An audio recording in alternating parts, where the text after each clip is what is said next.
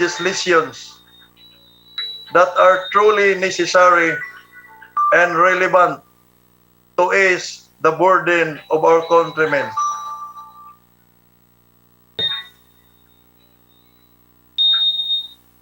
Hello. Hello.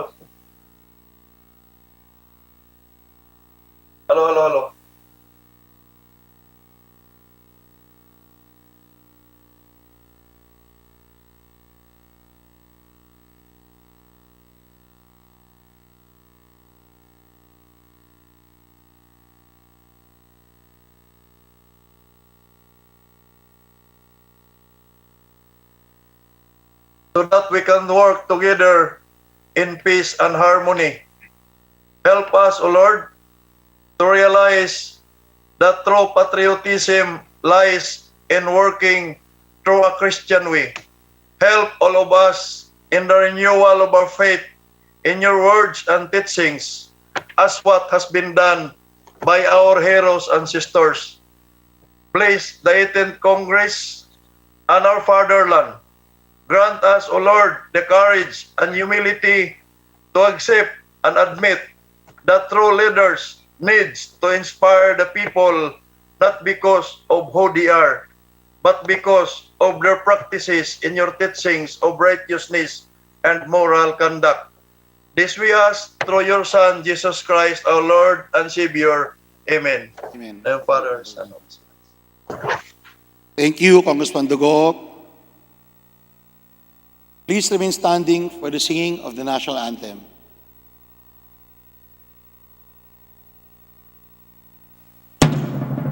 Bayang magiliw, perlas ng silanganan, alam ng puso, sa titik mo'y buhay.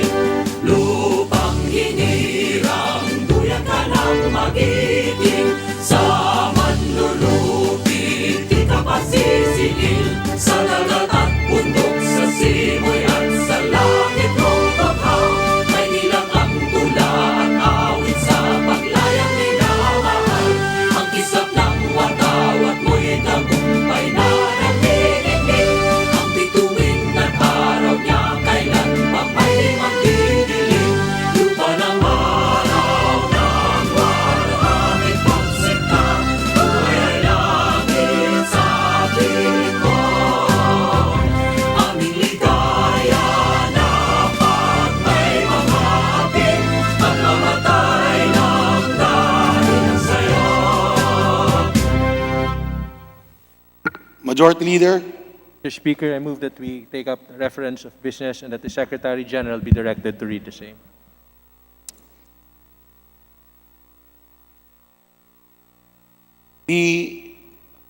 are there any objections? Hearing none, motion is approved. The Chair directs the Secretary General to read the bills and resolutions on first reading for referral to the appropriate committee. Reference of business bills on first reading, House Bill number 18104, establishing a free COVID-19 vaccination program, Representative Tambunting.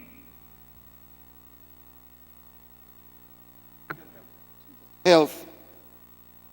House Bill number 8105, promoting entrepreneurship and livelihood in poor peace, Representative Tambunting. Poverty alleviation. House Bill 8106, creating programs for incarcerated parents and their children, Representative Tambunting.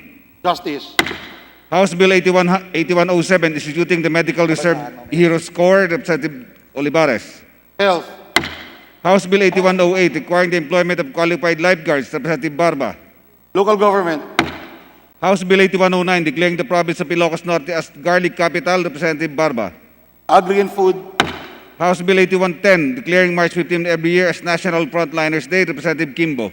Health. House Bill 8112, penalizing any person from committing reckless endangerment, Representatives Bustos, De Jesus, and Romero. Justice. House Bill 8113, strengthening national preparedness and response to public health emergencies, Representative Bustos, De Jesus, and Romero. Health. House Bill 8114, the strengthening professionalism and continuity of policies and modernization of Pimentel. National defense and security. House Bill 8115, requiring the use of building materials with recycled content, Representatives D. Public works and highways. House Bill numbers 8116 and 8117, amending the organic law for the Bangsamoro Autonomous Region, Representatives Ligarda and Magodadatu. Suffrage and electoral reforms. House Bill 8119, naming the National Highway in the municipalities of Goa, Tinambak, and Siruma. Camarines Sur as Speaker, Anulpod, Noli, Pentebella Highway, Representative Bordado. Public Works and Highways. House Bill 8120, establishing a satellite multi-species marine hatchery in Calabangan, province of Camarines Sur, Representative Bordado. Aquaculture and Fisheries Resources. House Bill 8121, amending the practice of real estate service, Representative Rodriguez. Civil Service and Professional Regulation. House Bill 8122, providing for standards for the practice of rehabilitation medicine, Representative Rodriguez. Civil Service and Professional Regulation. House Bill 8123, establishing the College of Medicine in the University of Science and Technology of Southern Philippines, Representative Rodriguez. Higher and Technical Education. House Bill 8124, converting the extension campus of the Cagayan State University, Representative Lara. Higher and Technical Education. House Bill 8125, strengthening the conservation and protection of our national cultural heritage, Representative Tabunting. Basic Education and Culture.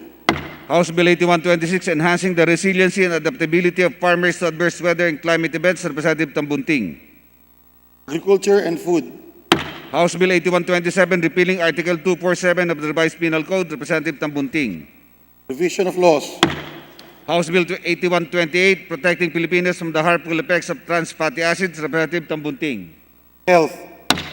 House Bill 8129, declaring the municipality of San Juan in the province of Batangas as economic zone, Representative Bolilla. Tourism. Resolutions, House Resolution 3091, expressing the sense of the House to submit its first nationally determined contribution to the Secretariat of the United Nations Framework, Representative Chato. Climate Change. House Solution 3092, direct the Committee on Public Accounts to inquire on the implementation of existing laws pertaining to the filing of SAL and Representatives Defensor and Marcoleta. Rules.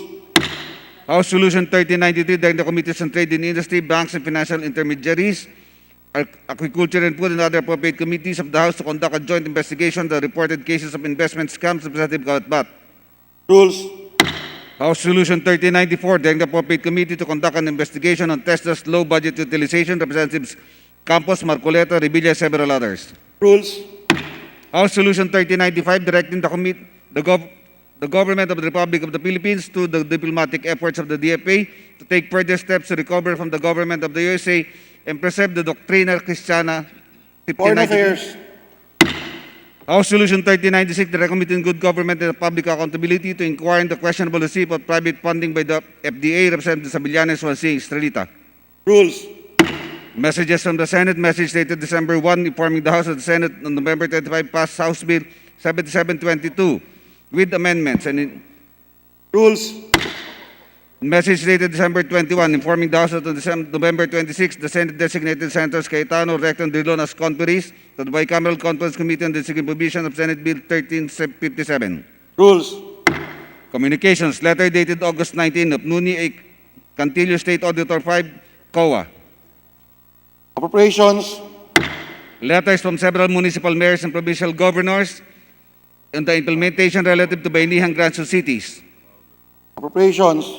Letter dated 10 November of Honorable Christopher B.P. de Venecia, Representative 4th District of Pangasinan. Appropriations. Letter 26 November of Janice G. Aison Sales, Deputy Director, Office of General Counsel and Legal Services, BSP. Banks and Financial Intermediaries. Committee reports, report number 619 on House Bill number 8118. Report number 620 and 621 on House Bill numbers 8113, 6644. Report number 622 on House Bill number 8131. Report number 623 and 624 on House Bill numbers 8132 and 8133. Report number 625 on House Bill number 8136. Report number 626 and 628 on House Bill number 2378 and 8140. Report number 627, 630 on House Bill numbers 8139 and 8146. Report number 629 on House Bill 8145. Report number 631 and 632 on House Bill numbers 8147 and 8148. Rules. Majority Leader. Mr. Speaker, I move that we call the roll of members. Roll call of members. Roll call of members and representatives. Abante. Abaya, Abellanosa, Abu, Abueg Saldivar, Abunda, Acop, Acosta, Acosta Alba, Adjong, Advincula, Agabas, Agaraw, Aglipay, Aguinaldo, Albano, Almario, Alonte, Alvarez Franz, Alvarez Genaro, Alvarez Pantaleon, Amante Matba, Amatong, Angara, Aragones, Arbizon, Arenas, Arroyo, Atienza, Aumentado, Babasa, Bagatsing, Balindong, Banyas Nograles, Barba, Barbers, Baronda, Barzaga, Baskug, Bautista, Bautista Bandigan, Belmonte, Benitez, Bernos, Biazon, Billones, Biron, Bolilla, Bondok, Bordado, Bravo, Rosas,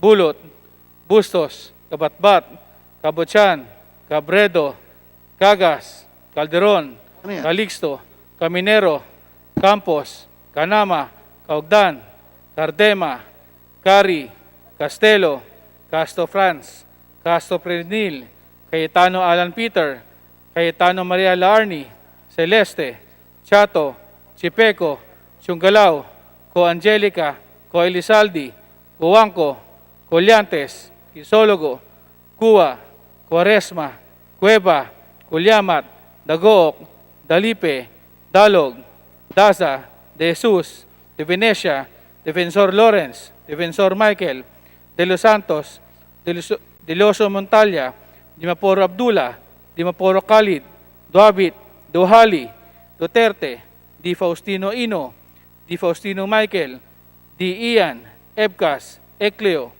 Ilago, Enverga, Erice, Erigel, Ermita Buhain, Escudero, Espina, Espino, Estrella, Fariñas Ria, Fariñas Rudy Cesar, Fernandez, Fernando, Ferrer Juliet, Ferrer Luis, Flores, Fortun, Fortuno, Frasco, Pentebella, Gaite, Garbin, Garcia Jose Enrique, Garcia Pablo Jan, Garcia Vincent, Garin Janet, Garin Sharon, Gasataya, Gatchalian, Gato, Heron, Go Ed, Go Mark, Gonzaga, Gonzales Aurelio, Gonzales Neptali, Gonzales Sandro, Goreseta, Guico, Gulyas, Guya, Haresco, Hataman, Hernandez, Herrera D, Hofer, Halosos, Javier, Jimenez, Ko Elisa,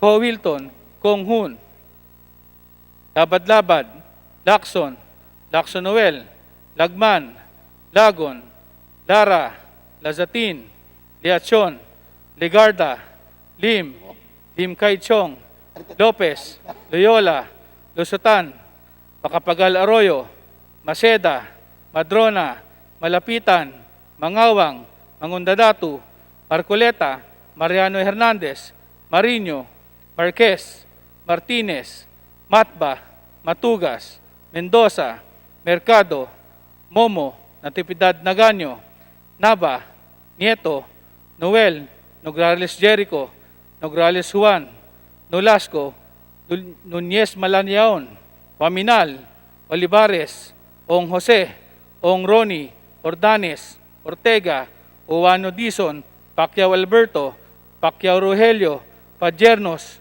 Paduano, Palma, Pancho, Panotes, Peña, Pichay, Pimentel, Pineda, Plaza, Puno, Kimbo, Radasa, Ramirez Sato, Remulla, Revilla, Reyes, Rivera, Robes, Rodriguez, Roman, Romero, Romualdez Ferdinand, Romualdez Sieda, Romualdo, Romulo, Roque, Sakdalan, Sagarbarya, Sakaluran, Salceda, Salimbangon, Salo, Sanchez, Sangkopan, Santos Recto, Sarmiento, Saulog, Sabeliano, Siao, Silverio, Singson, Singson Mihan, Sinsuat, Suansing Estrelita, Suansing Horacio, Suarez Aleta, Suarez David, Suntay, si Alvarado, Taduran,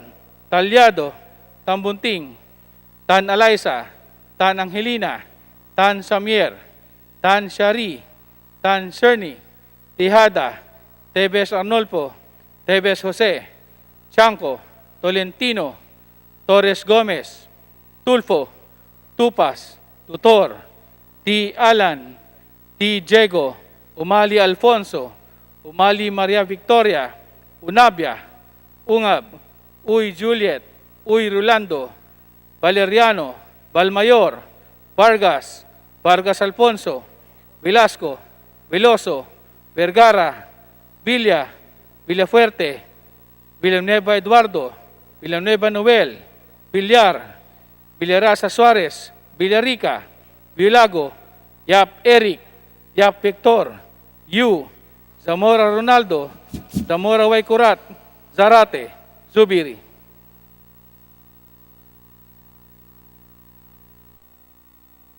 Mr. Speaker, the roll call shows that 300 members responded to the call. With 300 members responding to the call, the chair declares presence of a quorum. Majority Floor Leader. Mr. Speaker, I move to open the privilege hour. Is there any objection? There being none, the privilege hour is now opened. Majority Floor Leader.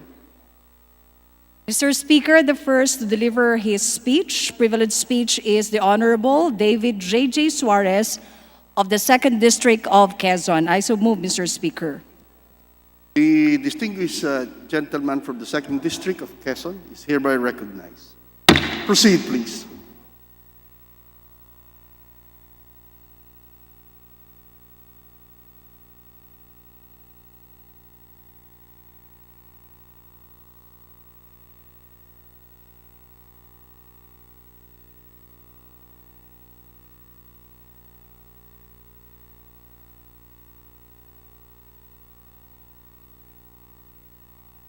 Speaker, The Majority Floor Leader. I move we suspend for a minute. Session suspended.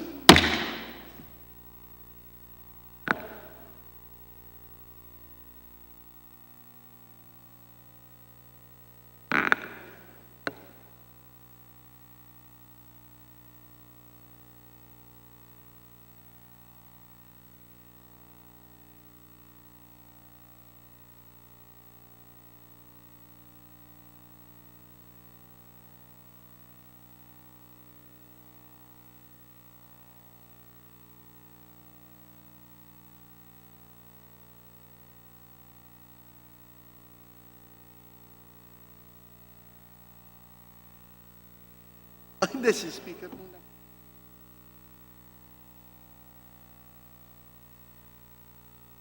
Hi, boss. Session resumed. In celebration of the Feast of the Immaculate Heart of Mary, I would like to ask our House members to please stand up as I read a short prayer, which is the act of consecration of the Philippines to the Immaculate Heart of Mary. In the name of the Father, and the Son, and of the Holy Spirit. Our Lady of Guadalupe, Mother of the true God, our merciful Mother, we, thy children, come today in an act of filial homage of faith, love, and trust to solemnly consecrate our nation, the Philippines, to thy Immaculate Heart. Take it from our fragile hands into thy own. Defend it and guard it as thy own property. Make our Lord Jesus reign, conquer, and rule in it. Outside of him, there is no salvation. We, thy people, feel a terrible storm raging around us, threatening to disperse and destroy the faithful flock of those who bless thee, because thou art the mother of our Lord Jesus. Afflicted, we stretch out our suppliant hands towards thy divine Son, as we cry out, "Save us, O Lord, for we perish." Intercede for the Philippines, Our Lady, in this grave hour, when evil winds blow, bringing cries of death against a civilization founded on his teachings, deceiving minds, perverting hearts, and lighting fires of hatred and revolution in the world. Help of Christians, pray for us. Intercede for the Philippines, Our Lady, in this troubled hour, when the unclean waves of an open immorality which has even lost the notion of sin exalt the rehabilitation of the flesh in the face of the very cross of thy divine Son, threatening to choke in this world the lily of virtue nourished by the Eucharistic blood of Jesus Christ. Virgin most powerful, pray for us. Intercede for the Philippines, Our Lady, in this hour of passions and doubts, when even the good run the risk of being lost. Unite all the Filipino people around thy divine Son, in the love of the Church, and also in the cultivation of virtue, in respect for her order and fraternal charity. Queen of Peace, pray for us. Remember finally, Heavenly Patroness of the Philippines, our nation, Pueblo amante de Maria, whose people love thee and whose people are beloved to thee. We run to thee, O Mother of Mercy, Virgen de Guadalupe, save and protect the Philippines in the folds of thy mantle, with the crossing of thy arms. Press us to the divine baby in the holy womb, and bring the Philippines to our merciful Lord Jesus Christ, King of mercy, in whom it will be preserved in truth, life, and peace. Amen. Our Lady of Guadalupe, please pray for us. Celestial Queen and Mother, obtain for us the graces we need. O Mother of the Church, we entrust to thee our Pope, bishops, and priests, who are most precious to thee. Session suspended.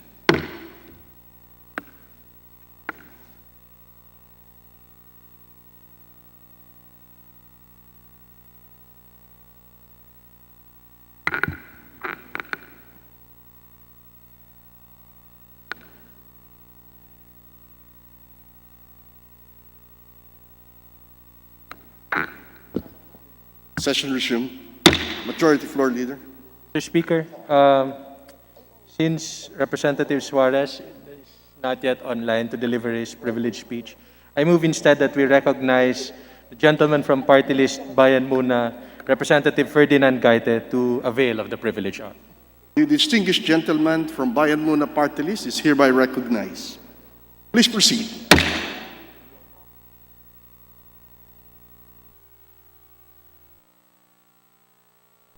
Salamat po, Mr. Chair, Mr. Speaker, at sa lahat ng mga kasamahan natin sa Kongreso sa araw na ito. At papasamat ako sa pagkakataon na makapag-deliver ng privilege speech sa linggong ito.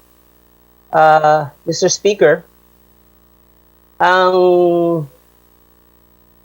mga kapwa ko mga mambabatas, isang magandang araw sa inyong lahat.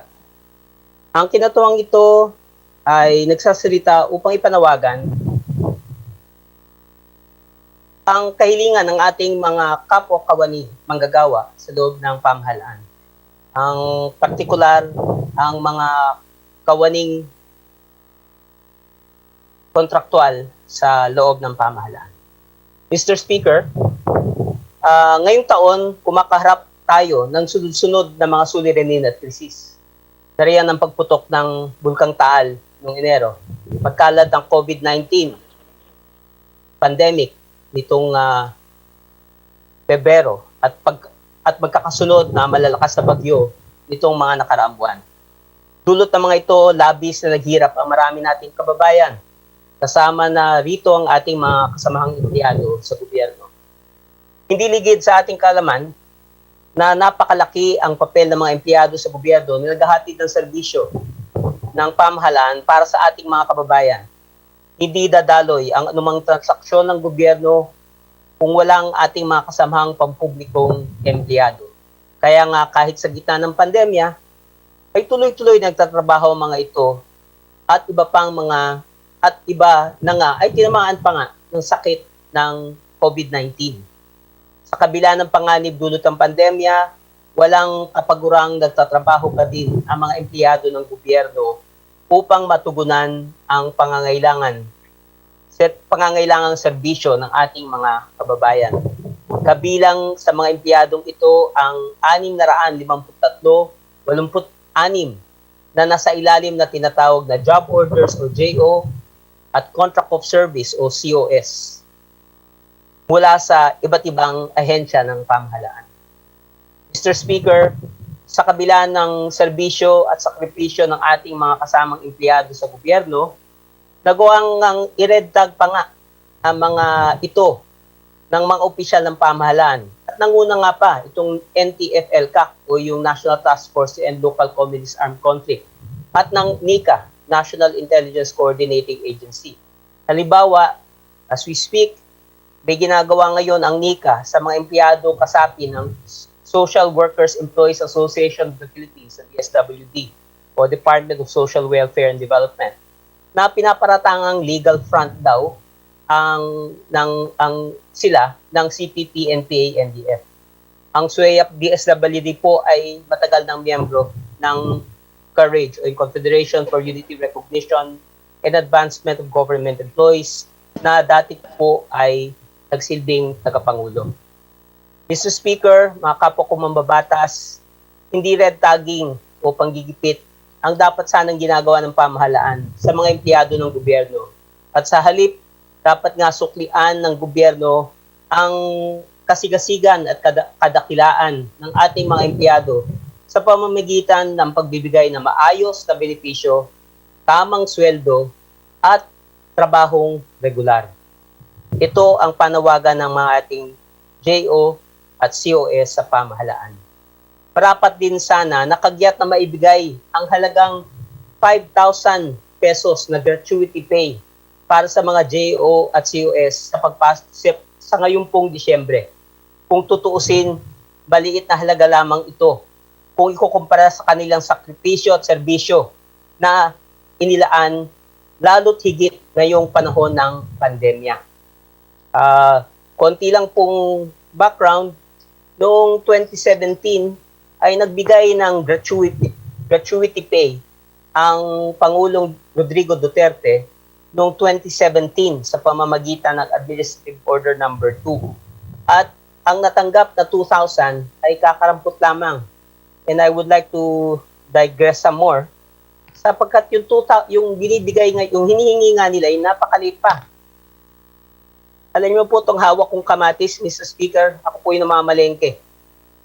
10 piso po ang pirasong kamatis na ito. Iisang maliit na kamatis.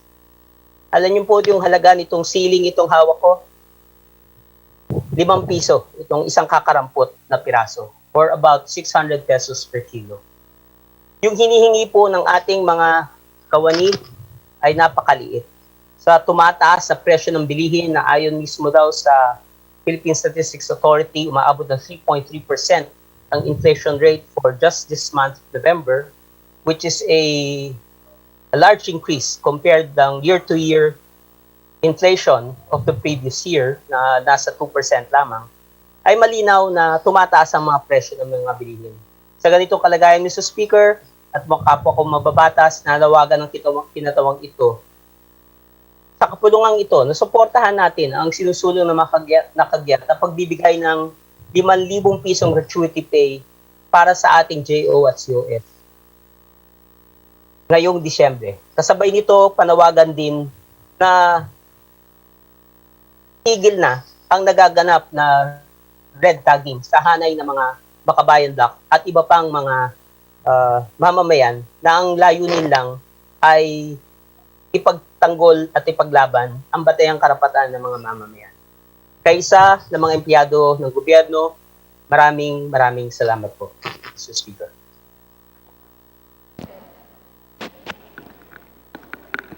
The Majority Floor Leader.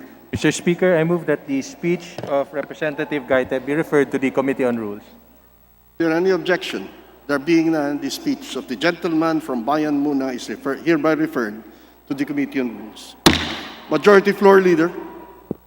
Mr. Speaker, we would like to acknowledge the presence of the Congressional Spouses Foundation Incorporated, headed by Paula Bondoc, the wife of Honorable Juan Pablo Rimpi Bondoc of the 4th District of Pampanga, Margie Duavit, wife of Honorable Michael John Duavit of 1st District of Rizal, Attorney Christine Colliantes, daughter of Honorable Maria Teresa Colliantes of the 3rd District, Batangas, Nash Garbin, wife of Honorable Alfredo Garbin of Ako Bicol Party List. Nerissa Valeriano, wife of Honorable Rolando Valeriano of 2nd District Manila. Catherine Martinez, wife of Honorable Eric Martinez, 2nd District Valenzuela. Mayor Ching Bernos, wife of Honorable Joseph Santo Niño Bernos of Lone District Abra. Tiffany Gatchalian, wife of Honorable Wes Gatchalian, 1st District Valenzuela. Sara Gabrielle Singson Mihan, daughter of Honorable Christine Singson Mihan of the 2nd District Ilocos Sur. Ginger Aglipay, wife of Honorable Michael Edgar Aglipay of Diwa Party List. Councilor Laarni Roque, wife of Honorable Rogelio Roque of 4th District Bukidnon. Miss Joy Inverga, wife of Honorable Mark Inverga of 1st District Quezon. Sara Balindong, wife of Honorable Yaser Alonto Balindong of 2nd District Lanao del Sur. Carissa Evangelista, sister of Honorable Christopher de Venecia, 4th District Pangasinan. And Aliyah Di Maporo, sister of Honorable Khalid Di Maporo of 1st District Lanao del Norte. The congressional members and the officers of the Congressional Spouses Foundation Incorporated, headed by the wife of our Majority Floor Leader, Rimpi Bondok, Ms. Paula Bondok, and the rest of the officers of the CSFI, welcome to the House of Representatives. We recognize that while we are the Congress, you are the man. Congratulations and welcome to the House of Representatives. The Majority Floor Leader. Mr. Speaker, may we recognize Honorable Sarah Jane Alago of Kabataan Party List for her privileged speech. I so move, Mr. Speaker. The Honorable Lady from the Kabataan Party List is hereby recognized. Please proceed.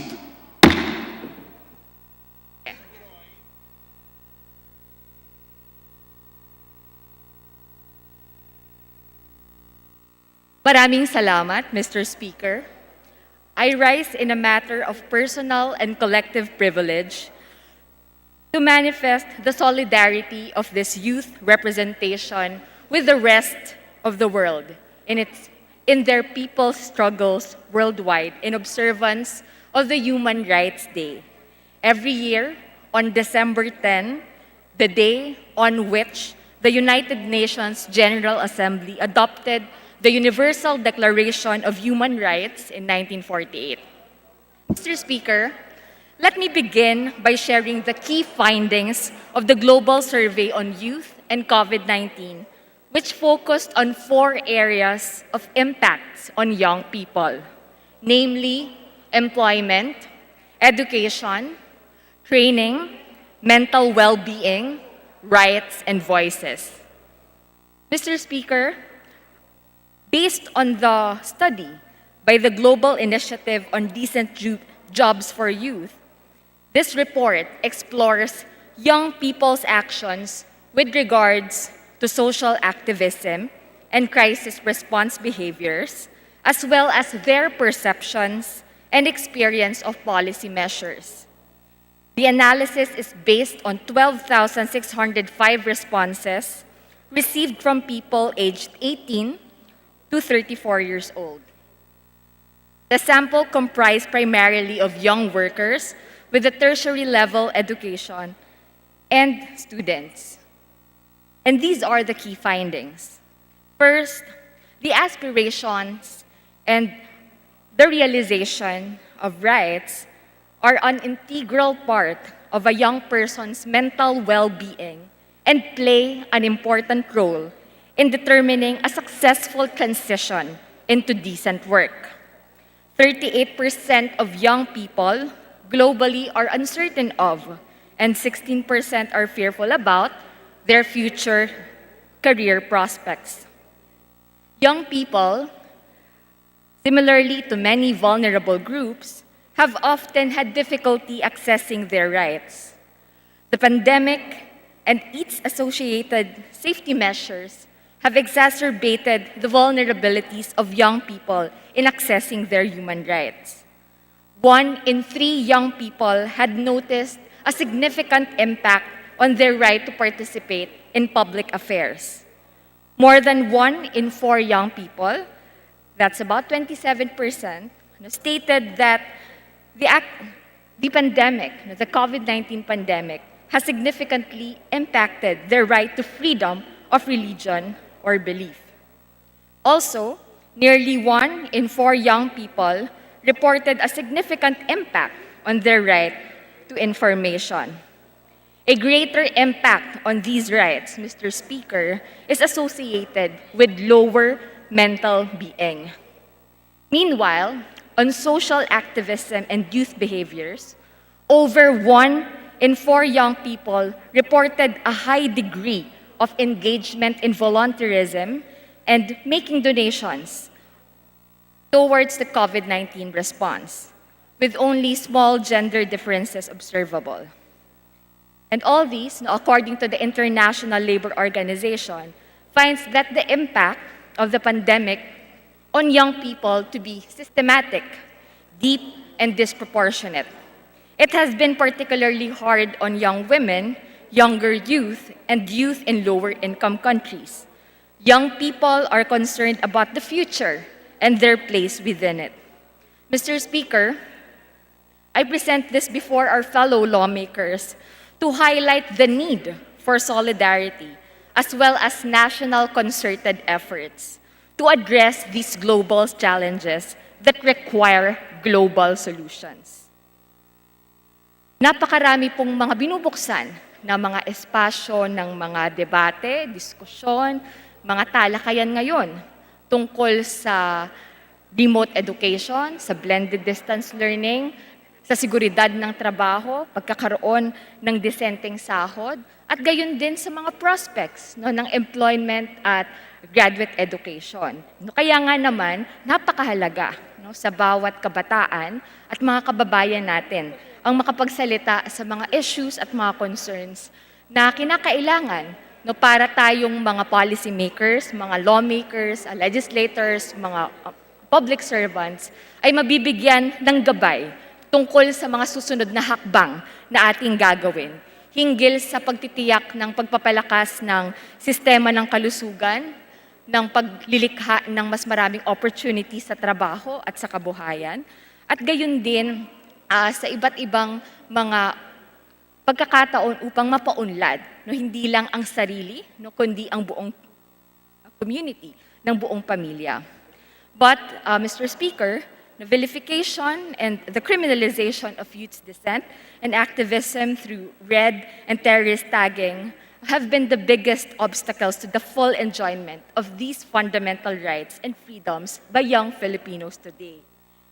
This is not new under authoritarian and repressive regimes, but what we experience at present has been far more insidious because of viral spread of false quotations that incite harm and threatens our basic rights. Mr. Speaker, the recent Facebook takedown reveals that the violation of its policy on coordinated inauthentic behavior is linked to certain agencies in the government. Ito rin po ay subject na ng ilan sa mga resolusyon na meron tayo ngayon dito sa House of Representatives. At kinakailangan na magbukas tayo ng mga dialogo, ng mga pagdinig, upang mapag-usapan ang pagkalat ng disinformation at maprotektahan ang mga nagiging biktima nito. Mr. Speaker, not only does red tagging attempt to intimidate and discredit presentation of youth issues and concerns by sweeping accusations that we are being controlled or brainwashed, it also undermines the capacity of the youth to critically and independently choose and decide for themselves. If they can do that to me, Mr. Speaker, a member of the House of Representatives, then they won't hesitate to act with impunity against any young person, youth, and students who are only exercising their rights to speak up, speak out on various societal issues, and exercise their right to advance positive development in their communities and in our society at large. So our call, Mr. Speaker, enough of this discriminatory and dangerous practice that limits our potential.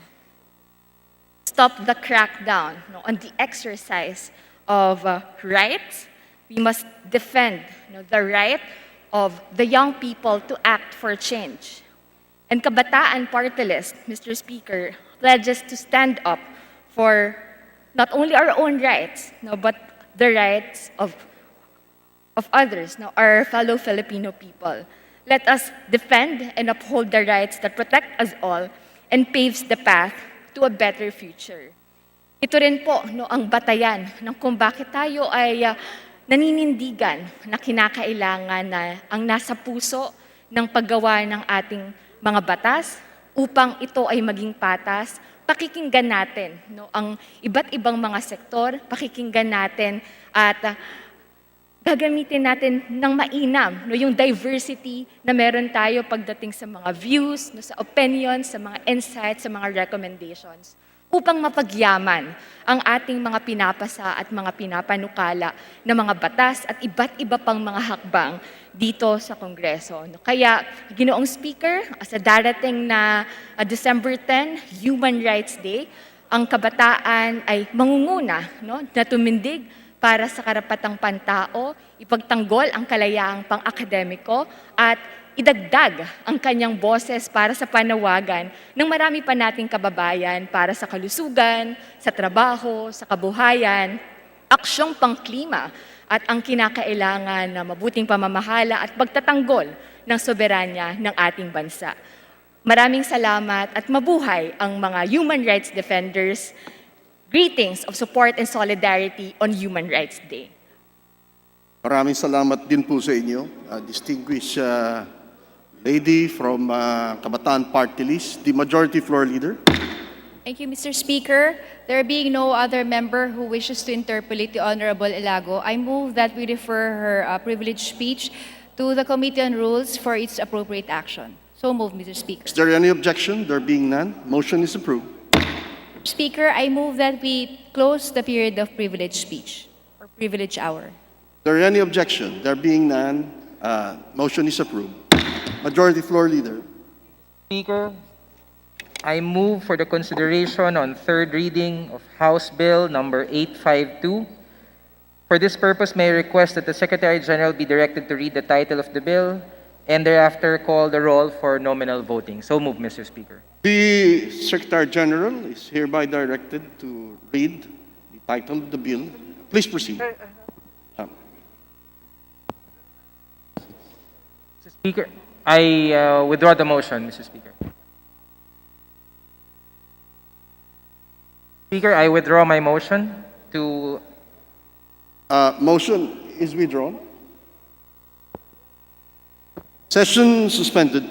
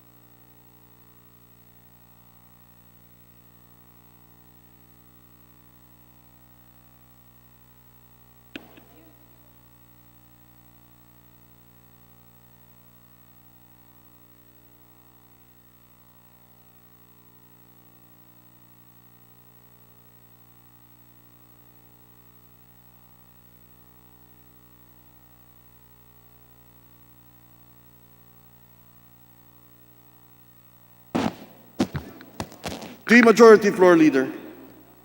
Session resumed. Majority Floor Leader. Mr. Speaker, I move that we resume consideration and second reading of House Bill number 7950 as contained in Committee Report 571, and that the Secretary General be directed to read the title of the measure. The Secretary General, is there any objection to the motion? There being none, the Secretary General, please proceed.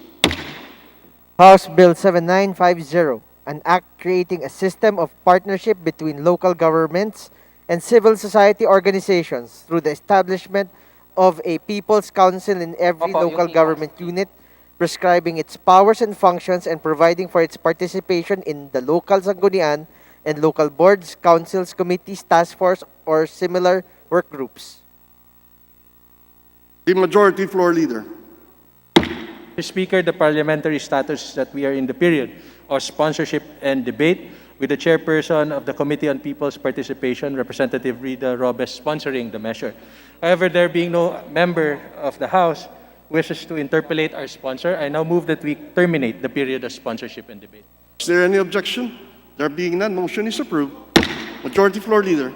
Speaker, I move that we open the period of amendments. Is there any objection? There being none, motion is approved. Majority Floor Leader. Mr. Speaker, there being no individual nor committee amendments, I move that we terminate the period of amendments. Is there any objection to the motion? There being none, motion is hereby approved. Mr. Speaker, I now move that we approve on second reading House Bill number 7950. Is there any objection to the motion? There being none, those who are in favor, say aye. Aye. Those who are against, say nay. The ayes have it. Majority Floor Leader. Thank you, Mr. Speaker. Speaker, I move that we suspend the session. Session suspended.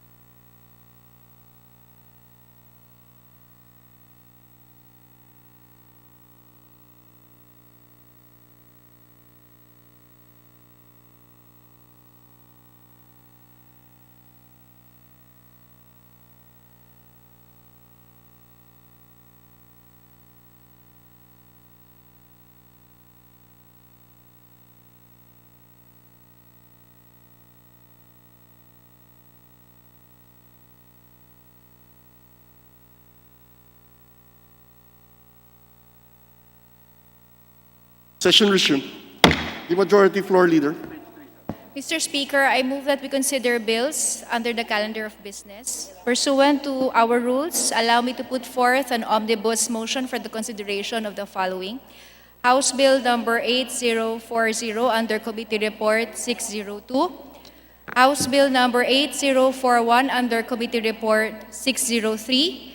House Bill number 8077 with the Committee Report 610. House Bill number 5680 with the Committee Report number 611. House Bill number 8081 with the Committee Report number 613. And House Bill number 8082 with the Committee Report number 614. So moved, Mr. Speaker. Is there any objection to the motion? There being none, motion is hereby approved. Those who are in favor, say aye. Those who are against, say nay. The ayes have it. Majority Floor Leader. Speaker, I move that we consider the respective explanatory notes as the sponsorship speech of the said measures. So moved, Mr. Speaker. Motion is hereby approved. There being no member who wishes to interpolate on the said local bills, Mr. Speaker, I move that we terminate the period of interpellation. Is there any objection to the motion? There being none, motion is approved.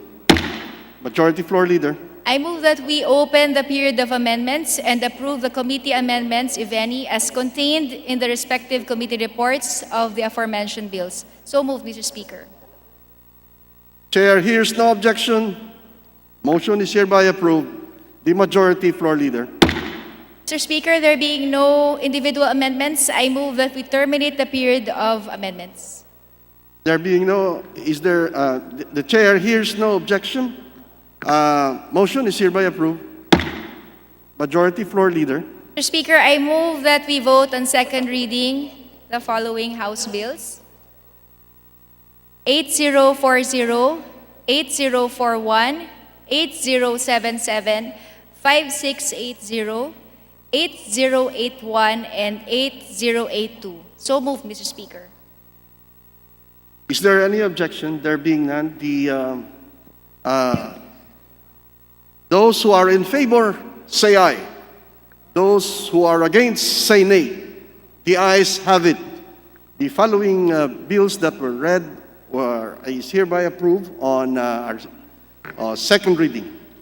Majority Floor Leader.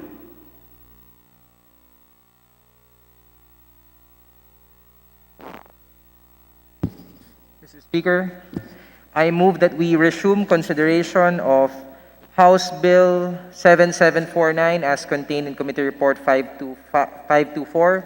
The parliamentary status is that we are in the period of sponsorship and debate, and I request that the Secretary General be directed to read the title of the bill and title of the bill. So move, Mr. Speaker. Is there any objection to the motion? The chair hears none. The Secretary General is hereby directed to please proceed. House Bill 7749, an act providing for government financial institution unified initiative to distress enterprises for economic recovery. The Majority Floor Leader. Speaker, I move that we recognize a sponsor, Representative Juni Kua. The distinguished sponsor is hereby recognized. To interpolate, the Honorable Representative Kua, may we also recognize our colleague, Representative Stella Kimbo from Marikina City. So move, Mr. Speaker. The Honorable Lady from Marikina is hereby recognized for her interpellation. Please proceed. Thank you, Mr. Speaker. Will the gentleman from Quirino yield to some clarificatory questions?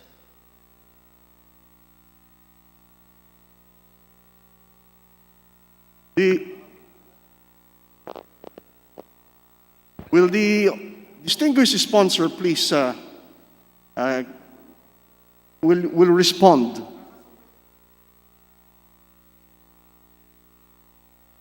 Session suspended.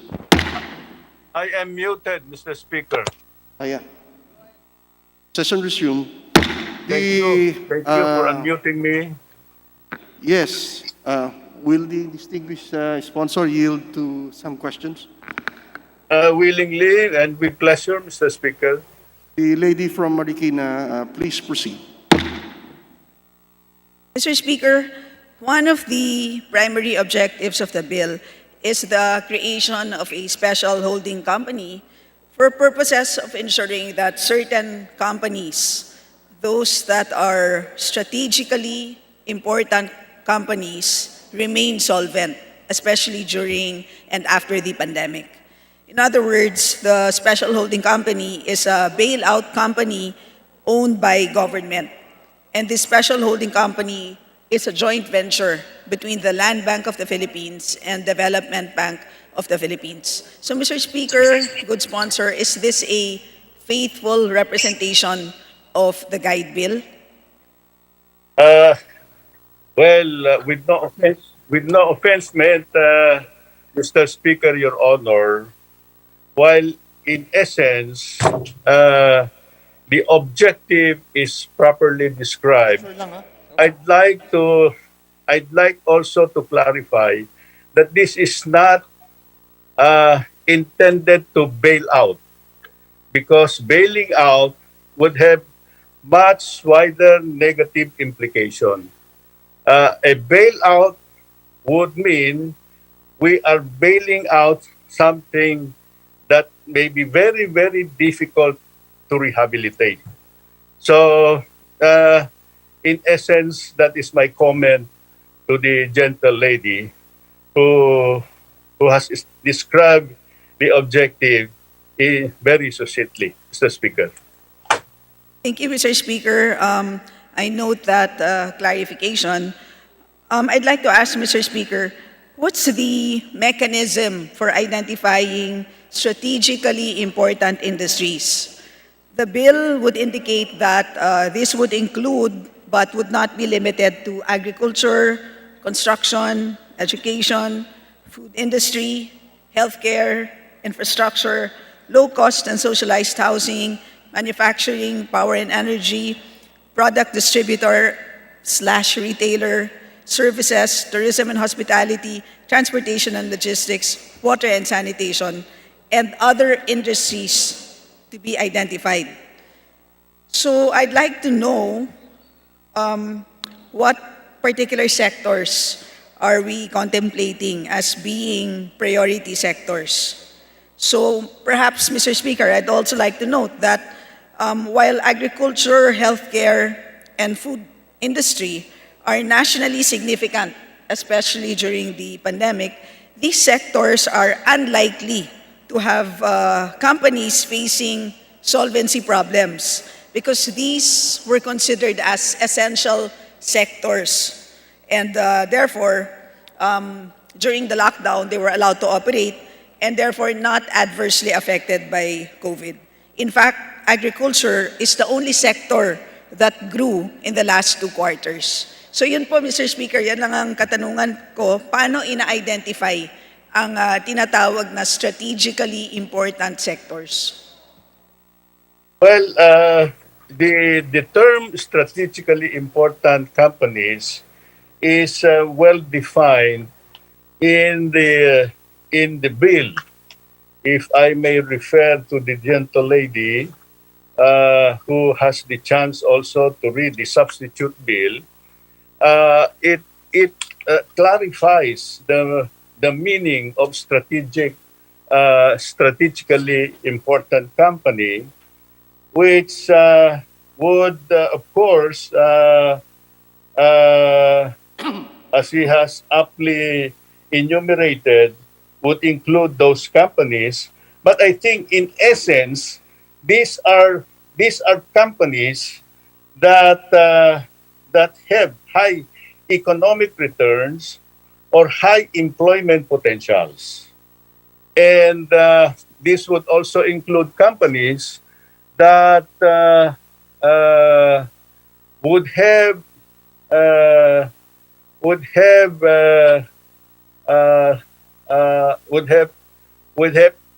substantial employment significance in the community and has demonstrated upstream or downstream linkages and has exhibited high degree of process efficiency, cost efficiency, and product quality and environmental soundness. And also, we must take note that these are companies that are experiencing temporary insolvency problems resulting out of the pandemic, and had been viable and well managed prior to pandemic, and would have shown a viable rehabilitation plan, Mr. Speaker, Your Honor. Mr. Speaker, salamat po sa pag-define po ng ibig sabihin ng strategically important industries na maliwanag naman po dito sa panukalang batas. Pero ang tanong ko po ay sa dami po ng distressed firms and sectors ngayong pandemya, And I believe that the word distressed is the operative word here for purposes of the bill. Ano po ang ipra-prioritize natin? No, sa dami po ng non-essential sectors na nahirapan po during the lockdown, napakarami po na naging cash-strapped because of the lockdown. So maraming distressed. So can you name one or two sectors which you think you need to prioritize dito po sa guide bill? Well, I would suppose that transportation would be important because transportation really has strong upward and downward linkages. I think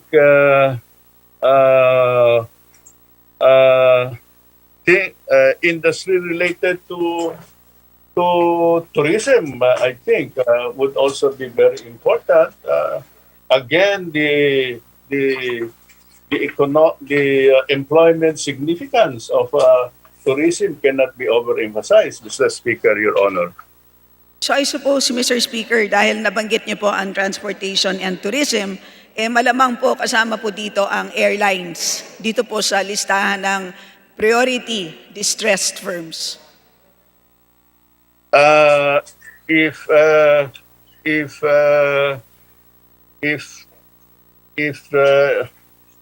is an application and the applicant would be able to comply with the criteria set down in the bill and in the implementing rules and regulations, I would find no reason why they cannot be considered, Mr. Speaker, Your Honor. Mr. Speaker, the mandate of the special holding company is to invest in failing but strategic companies and eventually would dispose of the stock holdings to the private sector. In other words, in the interim, is it correct to say, Mr. Speaker, that the special holding company is tasked to turn around these companies which are currently in the red, in short, make them profitable, and at the same time, attract further investments from the private sector, including from multilateral agencies as well as lending institutions. Tama po ba yon, Mr. Speaker?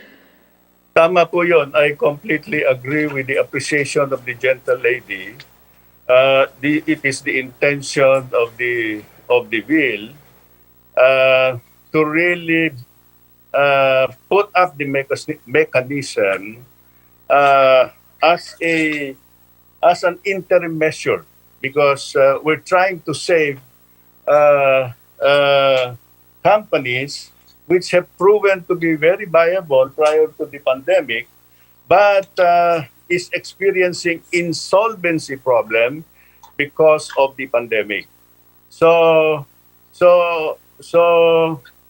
that essentially is the concept, and I think the gentle lady hits the nail on its head. Thank you, Mr. Speaker. Considering that ito pong listahan ng strategically important industries that are potentially having distressed firms is a long one, I'd like to know, Mr. Speaker, whether the Land Bank and DBP would have the technical know-how in managing firms that are operating in various sectors. Ako po, Mr. Speaker, dati po akong commissioner sa Philippine Competition Commission, and I realized that one source of difficulty for a regulator whose mandate covers all economic sectors is that no one person in the technical staff, no matter how competent in her field, can be expected to have specialized knowledge in many sectors. So ano kaya po ang magiging approach ng Land Bank and DBP dito po sa pag-manage ng distressed firms from a wide array of sectors? Mr. Speaker, Your Honor, Mr. Speaker, Your Honor, in response to the gentle lady, I'd like to put in context the strategy that we're trying to put up. The intention of the special holding company is not one of management, but it is one of an evaluation of the companies that would have strategic impact on the economy if not saved, if not supported. So it's really evaluation. It's really an assessment of whether a company that has been identified to be strategic for the economy or for the country would be worthy of support. So, in essence, I believe that the Land Bank and the DPP, it being a lending institution that has been there for quite some time, for decades, and has proven track record of viability, resiliency, and profitability, would be able to do this for us. We must understand that DBB, for example, is a development bank. It receives varied proposals coming from many industries, and I would imagine that they would have this expertise. In like manner, the Land Bank, although its corporate name is Land Bank, Land Bank has been in existence as a universal bank for quite some time and has been involved in some developmental project as well. So I think insofar as evaluation of viability of investment, either by way of equity or by way of loan or procurement of bonds, they would be very competent, Mr. Speaker, Madam Interpellator. So, Mr. Speaker, I suppose that the strategy is to just temporarily hold on to these companies, try to turn it around as soon as possible with the hope that some additional investments would be attracted by the SHC. Tama po ba yun? And however... Thank you. Yeah, I fully agree with that fair description of the objective of the bill. That it's really a mechanism to help and support during this crisis situation companies that are really suffering from temporary insolvency, but had been proven to be viable and properly and well managed. So, ganun lang po yun. So, Madam Speaker, tama po yung sinabi ninyo. But Mr. Speaker, however, considering that in general, and this is not only specific to the Philippine government, but governments all over the world are said to be not as efficient in managing private sector companies. Kaya nga po yan ang nagiging criticism against state-owned enterprises. In other words, once government manages a business, wala naman pong built-in incentives for government to do well in any business. Kaya nga po, yan ang dahilan kung bakit nagkakaroon ng moves to privatize state-owned enterprises. Kaya ang tanong ko, Mr. Speaker, hindi kaya mahihirapan ang special holding company sa paghikayat ng dagdag na investments mula sa private sector? So ang worry ko lang, Mr. Speaker, baka naman just because government is involved in one business, baka po that in itself will already cause private sector companies to be not attracted to these new holdings of the special holding company. Well, I'd like to point out to the gentle lady that while the special holding company would be in the nature of a government-owned and controlled corporation or a GOCC,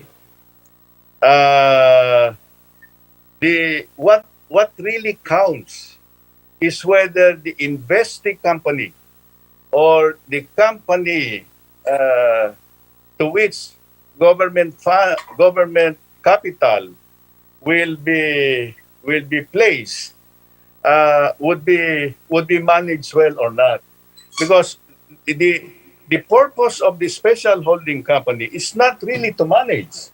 The purpose of the special holding company is only to provide or to infuse much needed capital to the ailing company because of the pandemic. So, ang tanong, ito bang special holding company, dahil ito ay GOCC, kadalasan palpak. Parang ganun ang ating sinasabi. Pero ang sinasabi natin is, during this period of crisis, I am certain that it would be very difficult for private sector on its own to really put up one.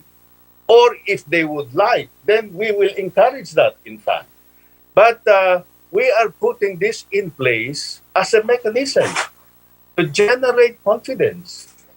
Hopefully, if private sector will put up their own holding company and provide the much needed capital infusion to the investing companies, that will be most welcome. But this one, we are expected as government to do something about it. And I guess the best way to do it is to tap the expertise of GFIs that have proven track records, invite private sectors to join them. I am certain that even if this is going to be government controlled, if there is profit potential, private sector will most probably come in. Especially so if these are multinational lending companies like ADB, IMF, with certain social responsibility as well, not purely for profit. So that I think is the concept of all of these things, Mr. Speaker, Madam Gentle Lady. Well, Mr. Speaker, the point that I had wanted to make is that baka nga po yung mismong presensya na lang ng gobyerno sa isang business ang siya pong magiging dahilan kung bakit hindi mag-invest ang isang private sector company. Kung maalala po natin, di ba, yung in the case of MWSS, before it got privatized, the non-revenue water or losses reached more than 60%, and that's way above the standard for efficiently managed water system, which is only 10 to 20%. And soon after na-privatize po ang MWSS, na-turn around kaagad po, no? From losses of about 1.4 billion pesos, pagdating ng after 5 years, naging profitable na po ang MWSS at about 662 million annual income. So, yun po, no? Yun yung aking worry. So, since hindi masyado magaling ang gobyerno sa pagpapatakbo ng mga negosyo, baka ang presensya nila mismo ang siyang magiging dahilan kung bakit hindi mag-invest ang private sector companies. And alam naman po natin, because the bill provides for an appropriation of only 10 billion pesos to implement chapters 1, 2, and 3 of the Act. And chapter 3 is precisely itong creation of special holding company. Kulang na kulang talaga yung 10 billion pesos. So kanina po nabanggit nyo, Mr. Speaker, that airlines would be, or distressed airlines would be a possible target investee company.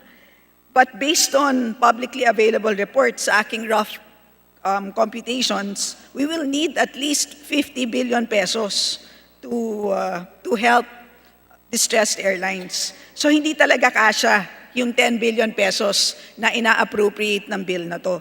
So in other words, we are relying heavily on equity participation by the private sector. Kaya nga lang, yun na nga, ang tanong ko, hindi kaya kung ang gobyerno ang lead investor, baka naman hindi mahihikayat ang private sector to further invest in a bailed-out firm or a supported firm, if you don't want to use the word bailed out, Mr. Speaker. Anyway, Mr. Speaker, if I may respond, I guess I think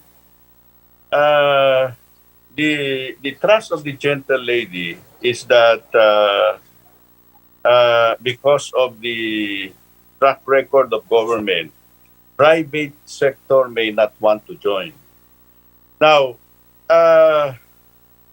of course, that is speculative. It remains to be seen. But even if the private sector does not want to come in, government can go on their own. No? We are just providing a mechanism, an authority and empowerment to Land Bank and DBP that in the event that the private sector has appetite because they see the potential profit in it, then we have put in place a mechanism. So as I said earlier, if the private sector sees the opportunity even without government participation, they will put this up. And when they put that up, that's well and good for government. So what we're trying to do here is to serve as a catalyst because we want to develop some kind of confidence. Okay? So the second concern is napakaliit naman yung 10 billion. I'd like to remind the gentle lady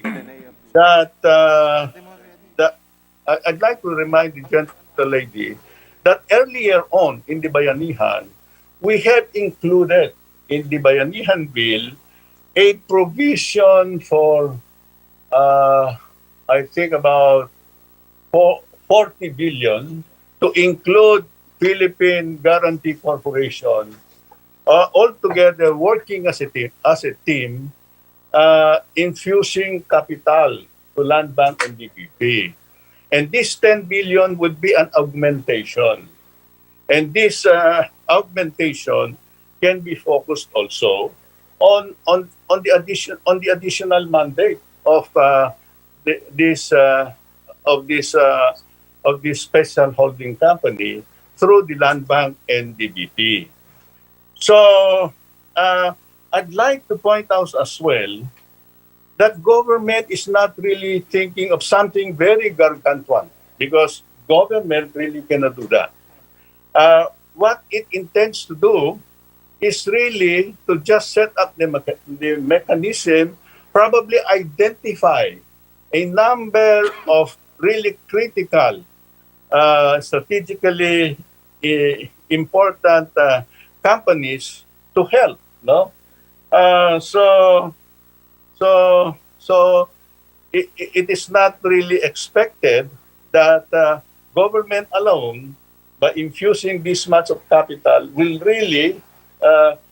really be sufficient. Government may come in to provide a lead, some kind of a confidence building mechanism, so that the other private lending institution may come in as well, together with government. So maybe we should look at it in that light, Mr. Speaker, Your Honor, because it's impossible, I think, for government to do all of these things by itself. Mr. Speaker, I do agree that distressed firms in strategically important industries must be supported. I also agree that Land Bank and Development Bank of the Philippines are probably suitable platforms for helping distressed firms. But I'm wondering, Mr. Speaker, why the mechanism for helping distressed firms is only by way of equity participation. So ang tanong ko po, Mr. Speaker, is whether the good sponsor has considered that perhaps the main role of Land Bank and DBP should be, well, not as an investor, but rather as a senior creditor of the failing firm. Both banks, Land Bank and DBP, can be the main source of loans. They shall lead in the rehabilitation by way of loans and then allow the banks, for example, to rediscount these loans with a BSP. And if the special holding company acts as a senior creditor, they obviously will have some say in how these failing firms are being managed moving forward. It would seem to me that the bill contemplates only equity participation by the special holding company, when in fact, for practical purposes, perhaps the special holding company could participate as senior creditors. Is this something that the good sponsor, Mr. Speaker, would consider? Mr. Speaker, Your Honor, if I am not mistaken, the special holding company is not limited to capital infusion alone. In fact, I think the special holding company is empowered to issue to buy convertible bonds, to issue convertible loans. So I think this is included in the menu of tools, no, financial tools. But I couldn't agree more with what you said, Madam Mr. Speaker, Madam Gentle Lady, that the special holding company should not limit itself to capital infusion alone. But I'd like to clarify that what you are saying or suggesting is exactly what we have in mind in this particular bill, Mr. Speaker, Your Honor. Mr. Speaker, the mention of the execution of convertible loans or purchase of convertible bonds only refers to tax exemptions, Mr. Speaker. My understanding of the bill, and I'd like confirmation from the Speaker, the main and the only mechanism to support distressed firms is only equity participation. That's my understanding of the bill. So perhaps the good sponsor can review the bill and clarify this matter?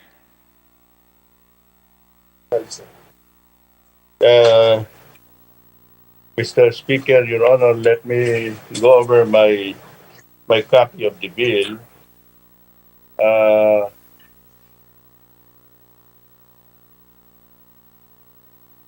Mr. Speaker, The Majority Floor Leader.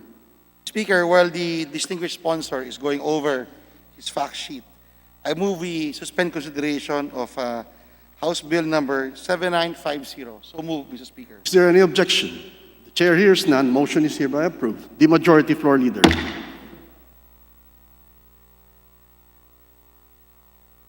Ano ba? Hindi ba? Speaker,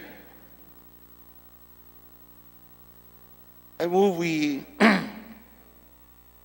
consider House Bill number 7886 and ask the Secretary General to read the title of the said measure. Is there any So objection moved, to the Mr. motion? Speaker. There being none, the Secretary General may proceed. 7886. House Bill 7886, an act imposing stiffer penalties for the offenses of stealing or vandalizing of government road and traffic signs, warning devices, accessories, and other facilities. The Majority Floor Leader. Mr. Speaker, I move we recognize the distinguished Deputy Majority Leader from Camiguin, the Honorable Romualdo, to sponsor the said measure. So move. The gentleman, distinguished sponsor from the province of Camiguin, is hereby recognized. Thank you, Mr. Speaker. Mr. Speaker, may I respectfully request that the explanatory note of the measure be adopted as our sponsorship speech. The Majority Floor Leader. Speaker, I move we open the period of interpellation and debate. So move. Is there any objection to the motion? There being none, motion is hereby approved. Majority Floor Leader. Speaker, there being no member from the House who wishes to interpellate the sponsor on the said measure, I move we close the period of interpellation debates. Is there any objection to the motion? Chair hears none. Motion is hereby approved. Mr. Speaker, I move we open the period of committee and individual amendments. So move. Any objection to the motion? There being none, motion is hereby approved. Majority Floor Leader. Speaker, there being no one who wishes to interject any individual amendments and that there be no committee amendments, I move we close the period of both committee and individual amendments. So move. Is there any objection to the motion? There being none, motion is hereby approved. Majority Floor Leader. Mr. Speaker, I move we consider House Bill 7886 on second reading. So move. Is there any objection to the motion? There being none, those who are in favor, say aye. Aye. Those who are against, say nay. The ayes have it. House Bill 7886. House Bill 7886 is hereby approved on second reading. The Majority Floor Leader.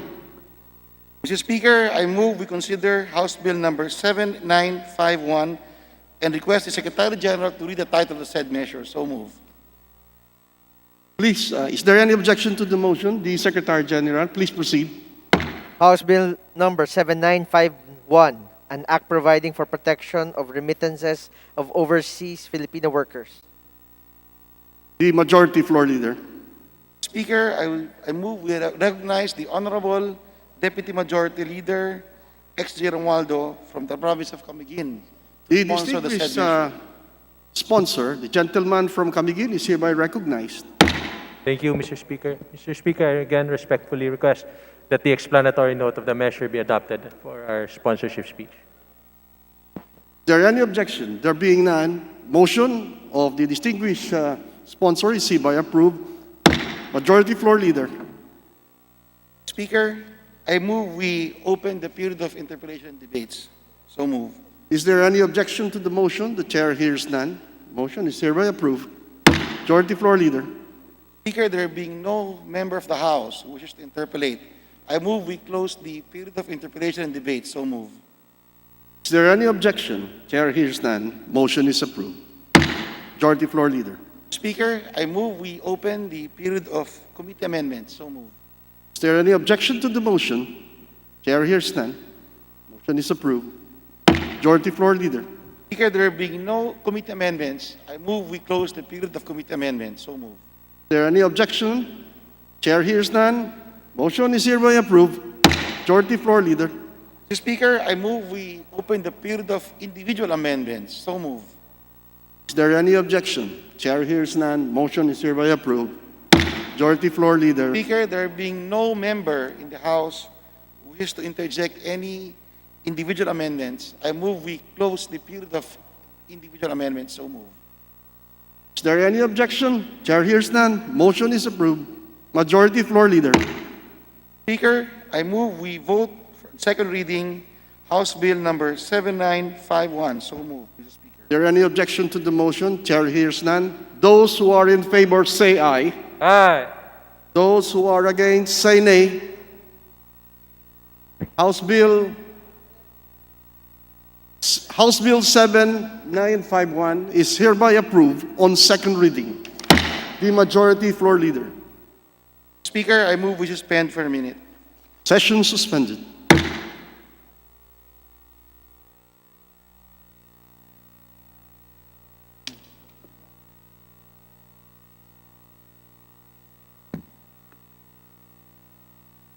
Session resumed. Majority Floor Leader. Mr. Speaker, I move that we consider for approval on third reading House Bill number 852, that the Secretary General be directed to read the title of the measure. Is there any objection to the motion? There being none, the Secretary General is hereby directed to read the title of the bill and call the roll for nominal voting. Please proceed. House Bill 852, an act regulating the practice of employers in posting notices of termination of employment of former employees in newspapers, social media, and other public information venues.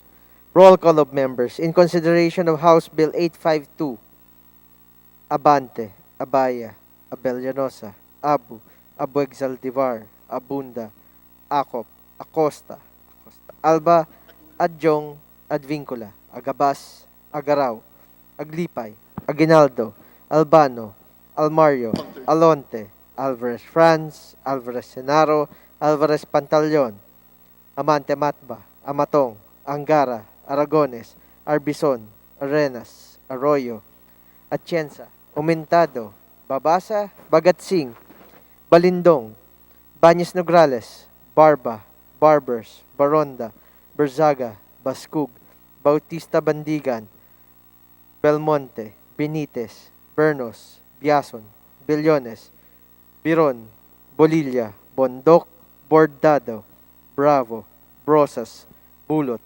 Bustos, Kabatbat, Cabochan, Cabredo, Cagas, Calderon, Calixto, Caminero, Campos, Canama, Kawagdan, Cardema, Cari, Castelo, Castro Franz, Castro Fredinil, Cayetano Alan Peter Compañero, Cayetano Maria Laarni, Celeste, Chato, Chipeco, Chungalao, Co Angelica, Co Elizalde, Coanco, Colyantes, Crisologo, Cuwa, Quaresma, Cueva, Colyamat, Dagook, Dalipe, Dalog, Daza, De Jesus, De Venecia, Defensor Lawrence, Defensor Michael, De Los Santos, Deloso Montalya, Demoporo Abdullah, Demoporo Muhammad Khalid, Duavit, Duhali, Duterte, Di Faustino Ino, Di Faustino Michael III, Di Ian Paul, Ebcas, Ecleo, Elago, Enverga, Erice, Erigel, Ermita Buhain, Escudero, Espina, Espino, Estrella, Farinas Ria, Farinas Rudy Caesar,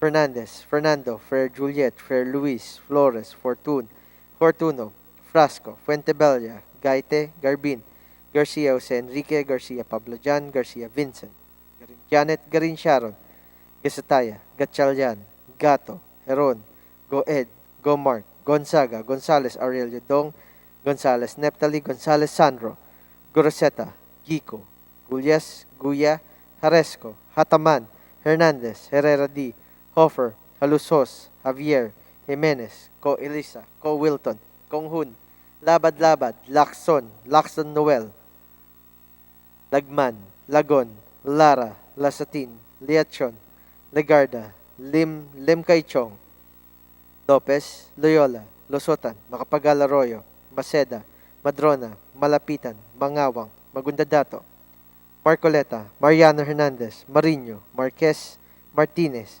Matba, Matugas, Mendoza, Mercado, Momo, Natividad Naganyo, Nava, Nieto, Noel, Nograles Jericho, Nograles Juan Fidel, Nolasco, Nunez Malañaon, Waminal, Olivares, Ongse, Ongroni, Ordanes, Ortega, Uwano Dizon, Pacquiao Alberto, Pacquiao Rogelio, Padiernos, Paduano, Palma, Pancho, Panotes, Peña, Pichay, Pimentel, Pineda, Plaza, Puno, Kimbo, Radasa, Ramirez Sato, Remulla, Revilla, Reyes, Rivera, Robes Rodriguez, Roman Romero, Romualdez Ferdinand, Romualdez Yeda Marie, Romualdo, Romulo, Roque, Sakdalan, Tagarbaria, Sakaluran, Salceda, Salimbangon, Salo, Sanchez, Sancopan, Santos Recto, Sarmento, Saulug, Sevillano, Xiao, Silverio, Singson Mihan, Sinsuat, Swansing Estrelita, Swansing Horacio, Suarez Aleta, Suarez David, Suntay, C. Alvarado, Taduran, Talyado, Tambunting, Tan Alisa, Tan Angelina, Tan Shamir, Tan Shari, Tan Sherny, Tejada, Teves Arnulfo, Teves Jose, Tianco, Tolentino, Torres Gomez, Tulfo, Tupas, Chutor, T. Alan, T. Diego, Umali Alfonso, Umali Maria Victoria, Unabia, Ungab, Uy Juliet, Uy Rolando, Valeriano, Valmayor, Vargas, Vargas Alfonso, Velasco, Veloso, Vergara, Villa, Villafuerte, Villanueva, Brother Eddie, Villanueva Noel, Villar, Villara Suarez, Villarica, Violago, Yap Eric, Yap Victor, Yu, Zamora Ronaldo, Zamora Waikorat, Zarate, Zubiri. Second call for House Bill number 852. Honorable members, Abante, Abaya, Abueg Zaldivar, Abunda, Acosta, Acosta Alba, Adjong, Aguinaldo, Alvarez Pantaleon, Amatong, Arbison, Arenas, Aumentado, Bañez Nograles, Baronda, Bersaga, Bautista Bandigan, Bernos, Biason, Billones, Biron, Bulot, Bustos, Canama, Cari, Chato, Chungalao, Co Angelica Coalizalde, Cuanco, Cua, Dalipe, De Jesus, De Maporo, Muhammad Khalid, Duwavit, Duhali, Di Faustino Ino, Di Ian Paul, Ebcas, Fariñas, Rudy Cesar, Fernandez, Fernando, Flores, Garbin, Garcia Jose Enrique, Garcia Vincent, Garin, Sharon Gatchalian, Go Ed Gonzalez, Sandro Guruseta, Gico, Gullas, Guya, Haresco, Hataman, Herrera D, Kong Hun, Lagon, Liachon, Lopez, Malapitan, Mangawang, Mariano Hernandez, Mariño, Matba, Matugas, Mendoza, Mercado, Nava, Nolasco, Nunez, Malañaon, Waminal, Ong Jose, Ordanes, Uwano Dizon, Pichay, Pimentel, Pineda, Rimulya, Roman Romero, Sanchez, Sancopan, Xiao Singson, Sinsuat, Suarez Aleta, Suarez David, Tan Alisa, Tan Angelina, Tan Shamir, Tan Shari, Tan Sherni, Tijada, Teves Jose, Torres Gomez, Tulpo, Alan Uy Juliet, Vargas Alfonso, Veloso, Villa, Villafuerte, Villar, Villaras Suarez, Villarica, Yap Victor, Zubiri.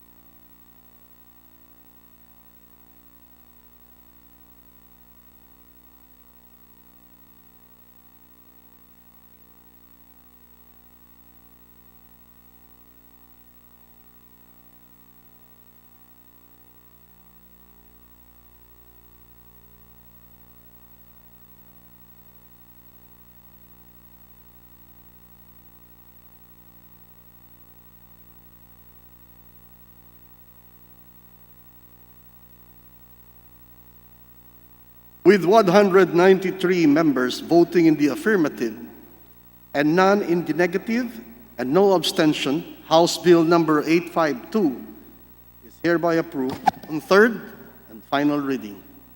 Majority Floor Leader. Mr. Speaker, I move for the consideration and third reading of House Bill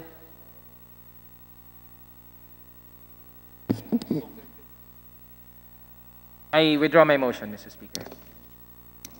Majority Floor Leader.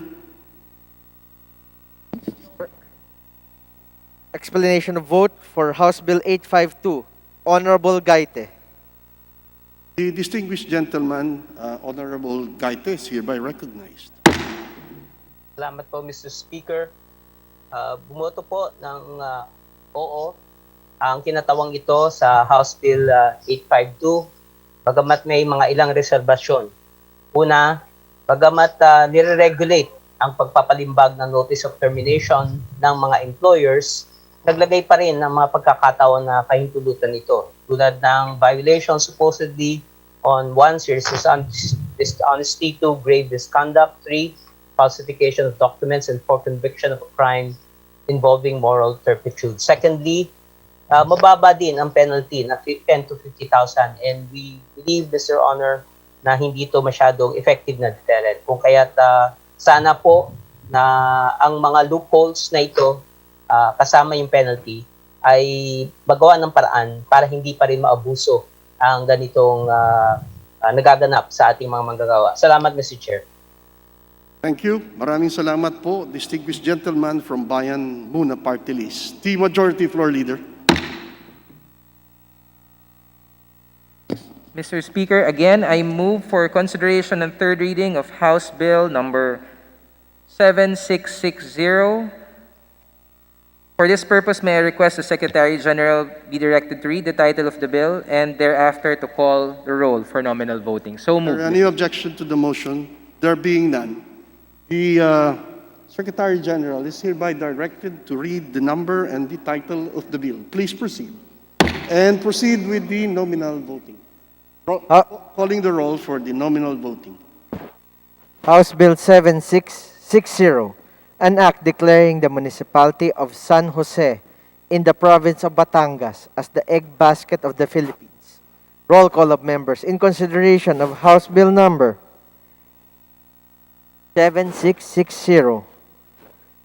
Abante, Abaya, Abel Llanosa, Abu, Abueg, Abueg Zaldivar, Abunda, Acop, Acosta, Acosta Alba, Adjong, Advincula, Agabas, Agaraw, Aglipay, Aguinaldo, Albano, Almario, Alonte, Alvarez Franz, Alvarez Senaro, Alvarez Pantaleon, Amante Matba, Amatong, Angara, Aragones, Arbison, Arenas, Arroyo, Atienza, Aumentado, Babasa, Bagatsing, Balindong, Banyes Nograles, Barba, Barbers, Baronda, Bersaga, Bascug, Bautista, Bautista Bandigan, Belmonte, Benitez, Bernos, Biason, Billones, Biron, Bolilla, Bondok, Bordado, Bravo, Brosas, Bulot, Bustos, Kabatbat, Cabochan, Cabredo, Cagas, Calderon, Calixto, Caminero, Campos, Canama, Cawagdan, Cardema, Cari, Castelo, Castro France, Castro Fredinil, Cayetano Alan Peter Compañero, Cayetano Mariela Arni, Celeste, Chato, Chipeco, Chungalauco, Angelica, Co Elizaldi, Cuangco, Colyantes, Crisologo, Cuwa, Quaresma, Cueva, Colyamat, Dagook, Daliped, Dalog, Dasa, De Jesus, De Venecia, Defensor Lawrence, Defensor Michael, De Los Santos, De Loso Montalia, Demaporo Abdullah, Demaporo Muhammad Khalid,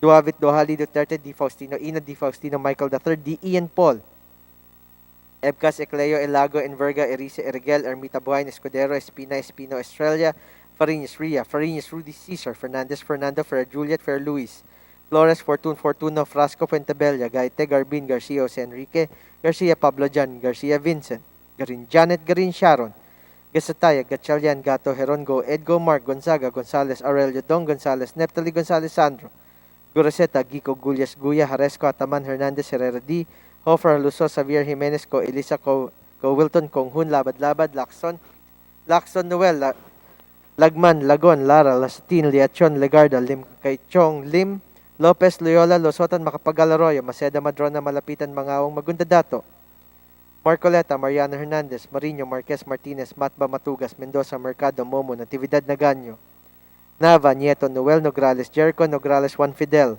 Nolasco, Nunez, Malañaon, Waminal, Olivares, Ong Jose, Ong Ronnie, Ordanes, Ortega, Juan Edison, Paqueo Alberto, Paqueo Rogelio, Padjernos, Paduano, Palma, Pancho, Panotes, Peña, Pichay, Pimentel, Pineda, Plaza, Puno, Kimbo, Radasa, Ramirez, Sato, Remulla, Revilla, Reyes, Rivera, Robes, Rodriguez, Roman Romero, Romualdez, Ferdinand, Romualdez, Yeda Marie, Romualdo, Romulo, Roque, Sakdalan, Sagarbaria, Sakaluran, Salceda, Salimbangon, Salo, Sanchez, Sancopan, Santos Recto, Sarmiento, Saulug, Sevillano, Xiao Silverio, Singson, Singson Mian, Sensuat, Swansing Esriza, Swansing Horacio, Suarez Aleta, Suarez David, Suntaisi, Alvarado, Duran Talyado, Tambunting, Tan Elisa, Tan Angelina, Tan Shamir, Tan Shari, Tan Sherny, Tejada Teves, Arnulfo Teves, Jose, Tiangco, Tolentino, Torres Gomez, Tulfo Tupas Chitorti, Alan T. Diego, Umali Alfonso, Maria Victoria, Unabia, Ungab, Uy Juliet, Uy Rolando, Valeriana, Valmayor, Vargas, Vargas Alfonso, Velasco, Veloso, Vergara, Villa, Villafuerte, Villanueva, Brother Eddie, Villanueva, Noel, Villar, Villara, Suarez, Villarica, Violago, Yap, Eric, Yap, Victor, Yu, Zamora, Ronaldo, Zamora, Waycorat, Zarate, Zubiri.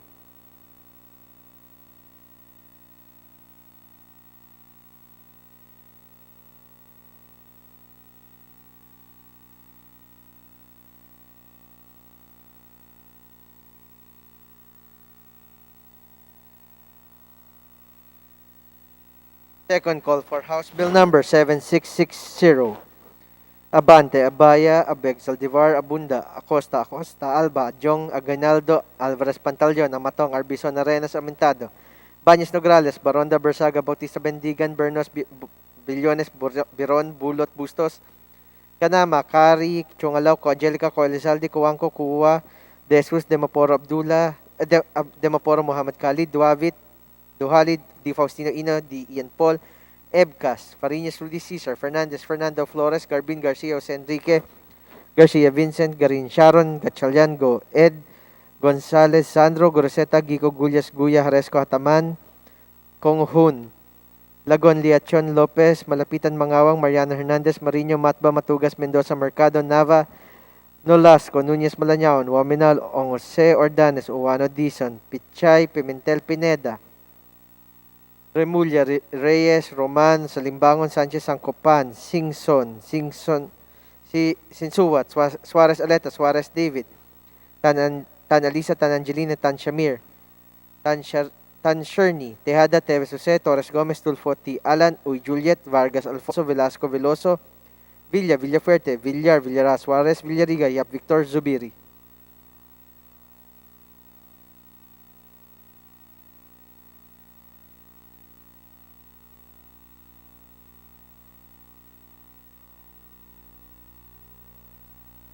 with 196 members voting in the affirmative, 0 in the negative, and 0 abstention, House Bill number 7660 is hereby approved on third and final reading. Majority Floor Leader. Mr. Speaker, I move for the consideration on third reading of House Bill number 8080, and I request that the Secretary General be directed to read the title of the bill and thereafter call for the roll for nominal voting. So moved, Mr. Speaker. Is there any objection to the motion? Chair hears none. Motion is hereby approved. The Secretary General is hereby directed to please read the number and the title of the bill and then proceed with the calling of the roll for nominal voting. Please proceed. House Bill 8080, an act instituting services for learners with disability in support of inclusive education, establishing inclusive learning resource center in all districts, providing for standards and appropriating funds therefor. Roll call of members in consideration of House Bill number 8080. Abante, Abaya, Bellanosa, Abu, Abueg Saldivar, Abunda, Ako, Pacosta, Acosta Alba, Jong Advincula, Agabasa, Garawag, Lipay, Aguinaldo, Albano, Almario, Alonte, Alvarez, France, Alvarez Senaro, Alvarez Pantaleon, Amante, Matba, Amatong, Angara, Aragones, Arbizon, Arenas, Arroyo, Atienza, Aumentado, Babasa, Bagatsing, Balindong, Baños Nograles, Barba, Barbers, Baronda, Bersaga, Bascug, Bautista, Bandigan, Bautista, Belmonte, Benitez, Bernos, Biason, Billones, Biron, Bolilla, Bondok, Bordado, Bravo, Brosas, Bulot, Bustos, Kabatbat, Cabochan, Cabredo, Cagas, Calderon, Calixto, Caminero, Campos, Canama, Cawagdan, Cardema, Cari, Castelo, Castro, France, Castro Fredinil, Cayetano Alan Peter Compañero, Cayetano Mariela Arni, Celeste, Chato, Chipeco, Chungalaco, Angelica, Co Elizaldi, Coanco, Colyantes, Crisologo, Cua, Cuaresma, Cueva, Colyamat, Dagook, Dalipe, Dalog, Daza, De Jesus de Venecia, Defensor Lawrence, Defensor Micah, De Los Santos, De Los Montalya, Demaporo Abdullah, Demaporo Muhammad Khalid, Duavit, Duhali, Duterte, Di Faustino, Ino, Di Faustino, Michael III, D. Ian Paul, Ebcas, Ecleo, Elago, Enverga, Erice, Erigel, Ermita Buhayin, Escudero, Espina, Espino, Estrella, Fariñas Ria, Fariñas Rudy Cesar, Fernandez, Fernando, Fer Juliet, Fer Luis, Flores, Fortuno, Frasco, Fuentebella, Gaite, Garbin, Garcia, Jose Enrique, Garcia, Pablo Jan, Garcia, Vincent, Garin Janet, Garin Sharon, Gasataya, Gatchalian, Gato, Herongo, Edgo, Mark, Gonzaga, Gonzales, Ariel Jodong, Gonzales Neptali, Gonzales Sandro, Goroseta, Gico, Gulyas Guya, Haresco, Ataman, Hernandez, Herrera D. Hofer, Halusos, Javier Jimenez, Co Elisa, Co Wilton, Kong Hun, Labad, Lacson, Noel, Lagman, Lagon, Lara, Lasatin, Liachon, Legarda, Lim, Kaichong, Lopez, Loyola, Losotan, Macapagal Arroyo, Maceda, Madrona, Malapitan, Mangawang, Magundadato, Marcoleta, Mariano Hernandez, Marino, Marquez Martinez, Matba, Matugas, Mendoza, Mercado, Momo, Natividad Nagaño, Nava, Nieto, Noel, Nograles, Jericho, Nograles, Juan Fidel, Nolasco, Nunez, Malañaon, Waminal, Olivares, Ong Jose, Ong Roni, Ordanes, Ortega, Uwano Dizon, Pacquiao Alberto, Pacquiao Rogelio, Padjernos, Paduano, Palma, Pancho, Panotes, Peña, Pichay, Pimentel, Pineda, Plaza, Puno, Kimbo, Radasa, Ramirez, Sato, Remulla, Revilla, Reyes, Rivera, Robes, Rodriguez, Roman Romero, Romualdez, Ferdinand, Romualdez, Yeda Marie, Romualdo, Romulo, Roque, Sakdalan, Sagarbaria, Sakaluran, Salceda, Salimbangon, Salo, Sanchez, Sangkupan, Santos Recto, Sarmiento, Saulug, Savillano, Xiao Silver, Singson Mihan, Insuat, Swansing Estrella, Swansing Horacio, Suarez Aleta, Suarez David, Suntay, si Alvarad, Taduran, Talyado, Tambunting, Tan Alisa, Tan Angelina, Tan Shamir, Tan Shari, Tan Sherni, Teada, Teves, Arnulfo, Teves, Jose, Tianco, Tolentino, Torres Gomez, Tulfo, Tupas, Chutorti, Alan T. Diego, Umali Alfonso, Umali, Maria Victoria, Unabia, Ungab, Uy Juliet, Uy Rolando, Valeriano, Valmayor, Vargas Alfonso, Velasco, Veloso, Vergara, Villafuerte, Villanueva, Brother Eddie, Villanueva, Noel, Villar Suarez, Villarica, Violago, Yap Eric, Yap Victor, Yu, Zamora Ronaldo, Zamora Waikorat, Zarate, Zubiri.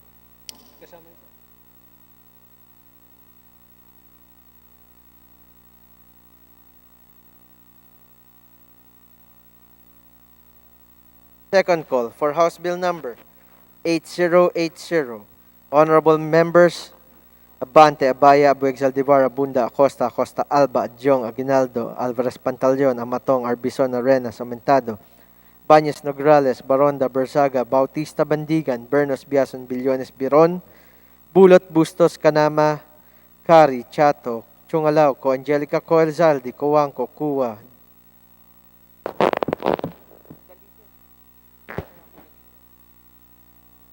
De Jesus, Demaporo, Khalid, Duavit Duhali, Di Faustino Ino, Di Ian Paul, Ebcas, Farinas, Rudy Cesar, Fernandez, Fernando, Flores, Garbin, Garcia, Jose Enrique, Garcia, Vincent, Garin, Sharon, Gasataya, Go, Ed, Gonzales, Sandro, Goroseta, Gico, Gulyas, Guya, Haresco, Hataman, Herrera D, Kong Hun, Dagon, Liachon, Lopez, Malapitan, Mangawang, Mariano Hernandez, Marino, Matba, Matugas, Mendoza, Mercado, Nava, Nolasco, Nunez, Malañaon, Waminal, Ong Jose, Ordanes, Uwano, Dizon, Pichay, Pimentel, Pineda, Rimulya, Roman, Sanchez, Sangcopan, Singson, Sinsuat, Suarez, Aleta, Suarez, David, Tan Alisa, Tan Angelina, Tan Shamir, Tan Sherny, Teves Jose, Torres Gomez, Tulfo, Uy Juliet, Vargas Alfonso, Veloso, Villa, Villafuerte, Villar, Villara, Suarez, Villarica, Yap Victor.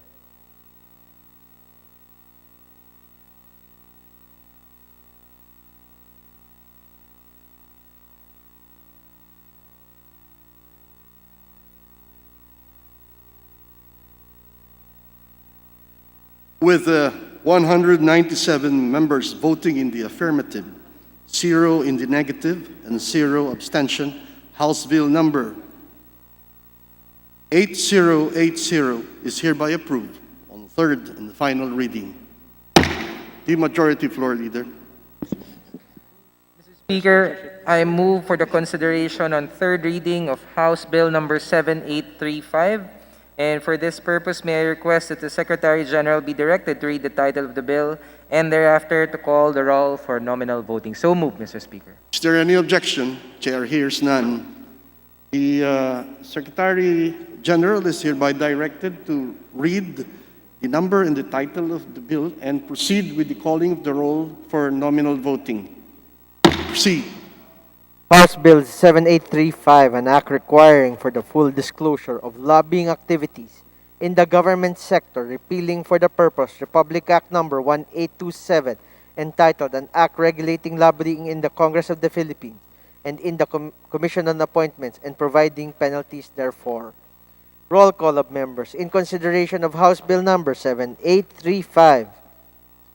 Abante, Abaya, Abellanosa, Abu, Abueg-Saldivar, Abunda, Acop, Acosta, Acosta Alba, Adjong, Advincula, Agabas, Agaraw, Aglipay, Aguinaldo, Albano, Almario, Alonte, Alvarez Franz, Alvarez Senaro, Alvarez Pantaleon, Amante Matba, Amatong, Angara, Aragones, Arbizon, Arenas, Arroyo, Atienza, Mentado, Babasa, Bagatsing, Balindong, Banyas Nograles, Barba, Barbers, Baronda, Bersaga, Bascug, Bautista, Bautista Bandigan, Belmonte, Benitez, Bernos, Biason, Billones, Biron, Bolilla, Bondok, Bordado, Bravo, Brosas, Bulot, Bustos, Kabatbat, Kabotchan, Cabredo, Cagas, Calderon, Calixto, Caminero, Campos, Canama, Kawagdan, Cari, Cardema, Castelo, Castro Franz, Castro Fredinil, Cayetano Alan Peter Compañero, Cayetano Mariela Arni, Celeste, Chato, Chipeco, Chungalaw, Co Angelica, Co Elizaldi, Coanco, Colyantes, Crisologo, Cuwa, Quaresma, Cueva, Colyamat, Dagoo,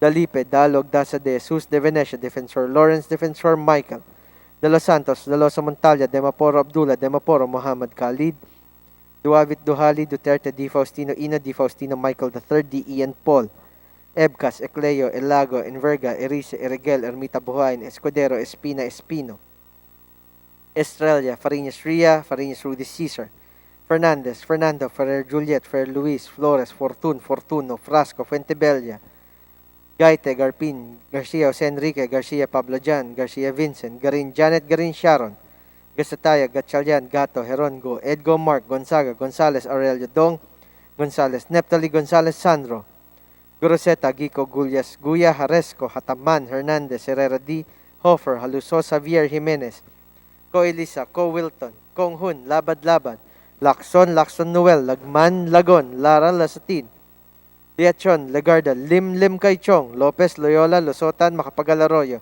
Maceda, Madrona, Malapitan, Mangawang, Magunda Dato, Marcoleta, Mariano Hernandez, Marino, Marquez, Martinez, Matba, Matugas, Mendoza, Mercado, Momo, Natividad Naganyo, Nava, Nieto, Noel, Nograles, Jericho, Nograles, Juan Fidel, Nolasco, Nunez Malañaon, Waminal Olivares, Ong Jose Ong Ronnie, Ordanes, Ortega, Uwano Dizon, Pacquiao Alberto, Pacquiao Rogelio, Padiernos Paduano, Palma, Pancho, Panotes, Peña, Pichay Pimentel, Pineda, Plaza Puno, Kimbo, Radasa, Ramirez Sato, Remulla, Revilla, Reyes, Rivera, Robes, Rodriguez, Roman Romero, Romualdez Ferdinand, Romualdez Yeda Marie, Romualdo, Romulo, Roque, Sakdalan, Sagarbarias, Sakaluran, Salceda, Salimbangon, Salo Sanchez, Sankupan, Santos Recto, Sarmiento, Saulug, Sevillano, Xiao Silverio, Singson, Singson Mihan, Sinsuat, Swansing Estrelita, Swansing Horacio, Suarez, Aleta Suarez David, Suntay, Si Alvarado, Taduran Talyada, Tambunting, Tan Alisa, Tan Angelina, Tan Shamir, Tan Shari, Tan Sherny, Tejada, Teves Arnulfo, Teves Jose, Tiangco, Tolentino, Torres Gomez, Tulfo, Tupas Chutor,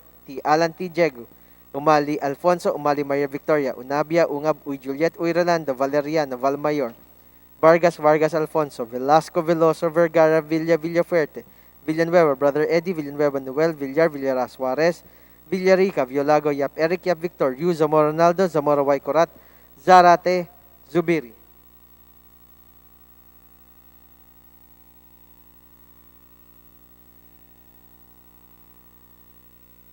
Second call for House Bill number 7835, Abante, Abaya, Abueg, Zaldivar, Abunda, Acosta, Acosta, Alba, Adjong, Aguinaldo, Alvarez, Pantaleon, Amatong, Arbizon, Arena, Sumentado, Banyas, Nograles, Baronda, Bersaga, Bautista, Bandigan, Bernos, Biason, Billones, Biron, Bulot, Bustos, Kanama, Kari, Chungalaw, Ko, Angelica, Ko, Elizalde, Kuwangko, Kuwa, De Jesus, Defensor, Demaporo, Khalid, Duavit, Duhali, Di Faustino Ino, Di Ian Paul, Ebcas, Fariñas, Rudy Cesar, Fernandez, Fernando, Flores, Garbin, Garcia, Vincent Garin Sharon, Gatchalian, Go, Ed, Gonzales Sandro, Guruseta, Gico, Gullas, Guya, Haresco, Hataman, Kong Hun, Lagon, Leachon, Lopez, Malapitan, Mangawang, Mariano Hernandez, Marino, Matba, Matugas, Mendoza, Mercado, Nava, Nolasco, Nunez, Malañaon, Waminal, Ong Jose Ordanes, Uwano Dizon, Pichay, Pimentel, Pineda, Remulla, Roman, Salimbangon, Sanchez, Sancopan, Singson, Sinsuat, Suarez, Aleta Suarez, David, Tan Alisa, Tan Angelina, Tan Shamir, Tan Shari, Tejada, Teves Jose, Torres Gomez, Tulfo, T. Alan, Uy Juliet, Vargas Alfonso, Veloso, Villa, Villafuerte, Villar, Villara Suarez, Villarica, Yap Victor.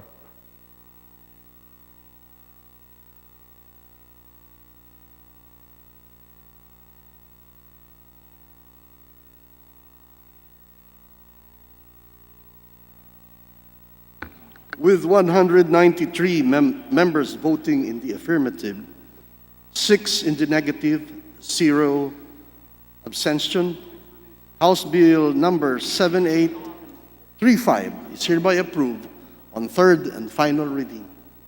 Majority Floor Leader.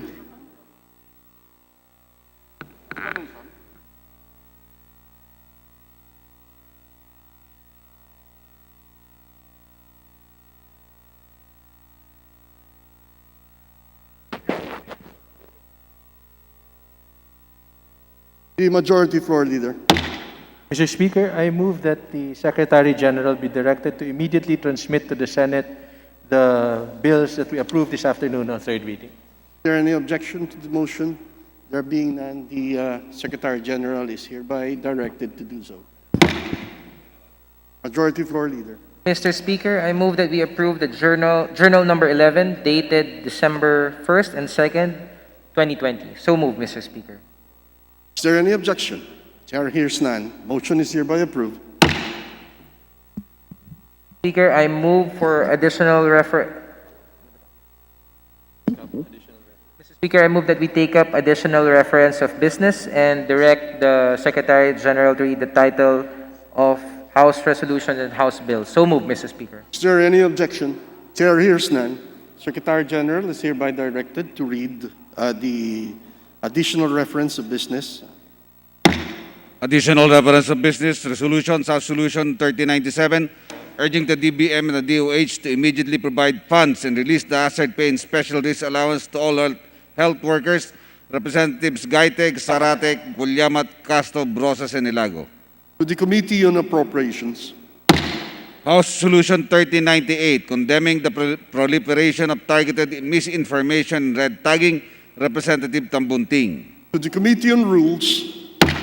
House Resolution 3099, urging the House through the Committee on Human Rights to investigate the illegal arrest of peasant organizer Amanda Echanis in Bagao, Cagayan, Representatives Culyamat, Zarate, Gaite, Brosas, Castro, and Ilago. To the Committee on Rules.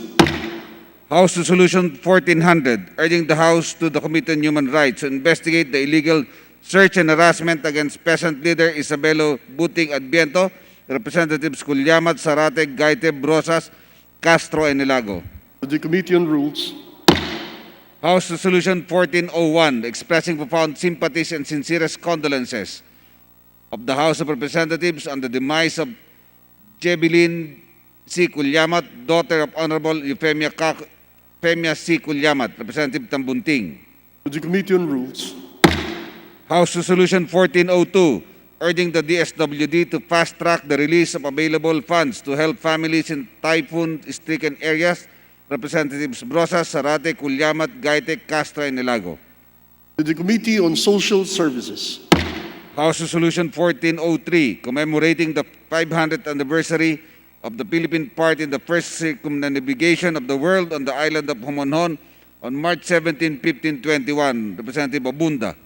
To the Committee on Basic Education and Culture. House Resolution 1404, expressing the sense of the House, urging the Philippine government to ratify International Labor Organization Convention number 190, Representatives Brosas, Zarate, Culyamat, Gaite, Castro, and Ilago. To the Committee on Labor and Employment. House Resolution 1405, commending the contributions and efforts of His Excellency Han Dong-man as Ambassador Extraordinary and Plenipotentiary of the Republic of Korea, Representatives Velasco, Romualdez, Paduano, Arenas, Sofer, Yu, Vergara, and Robes. To the Committee on Rules. The Majority Floor Leader. Mr. Speaker, I move that we consider on second reading House Bill number 7814 as contained in Committee Report number 550, and that the Secretary General be directed to read the title of the measure. Is there any objection? Chair hears none. Motion is approved. The Secretary General, please proceed. House Bill 7814, an act strengthening drug prevention and control, amending for the purpose Republic Act number 9165, as amended, otherwise known as the Comprehensive Dangerous Drug Act of 2002. Majority Floor Leader. Mr. Speaker, I move that we open the period of sponsorship and debate, and to sponsor the measure, I move that we recognize our distinguished colleague, the chairperson of the Committee on Dangerous Drugs, Representative Robert Ace Barbers. The distinguished archer and gentleman sponsor is hereby recognized. Thank you, Mr. Speaker, Animo, distinguished colleagues. The proposal before us today has passed the scrutiny of this House during the last Congress. However, the Senate failed to tackle the same for lack of material time. Distinguished colleagues, not only is the time material here, but is also valuable and is of the essence, so to speak. This bill seeks to amend the 18-year-old law that governs illegal drugs. From its infancy in 2002, it has now matured.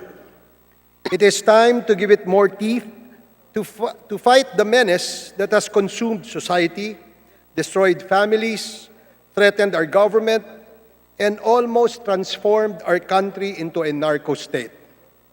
As it stands now, Republic Act 9165, while enabling our law enforcement agencies to fight illegal drugs, needs further improvement in order for the cases filed against drug personalities stick and prosper until they reach their natural, inevitable conclusion of conviction. While many apprehensions were done and so many cases filed, a lot of them got dismissed during the preliminary investigation in the fiscal level or had resulted to acquittal in the court. Why so? It is because some provisions of the law can easily be circumvented. Mr. Speaker, allow me to cite following salient provisions of House Bill number 7814. Number one, a provision which will provide for a legal presumption on who is considered as the importer, financier, and protector or cuddler of illegal drugs. Number two, penalizing negligent lessors of properties used as clandestine laboratories if they fail to submit the required documents to avoid their properties from being used for illegal drug purpose. Number three, criminal liability shall extend to the partner, president, director, manager, trustee, estate administrator, or officer of the corporation or partnership who owns and assents to or tolerates the use of a property as a den, dive, or resort to violate the provisions of RA 9165. Number four, to ensure that our Filipino professional and non-professional athletes are drug-free by providing for a mandatory drug testing for the athletes twice a year.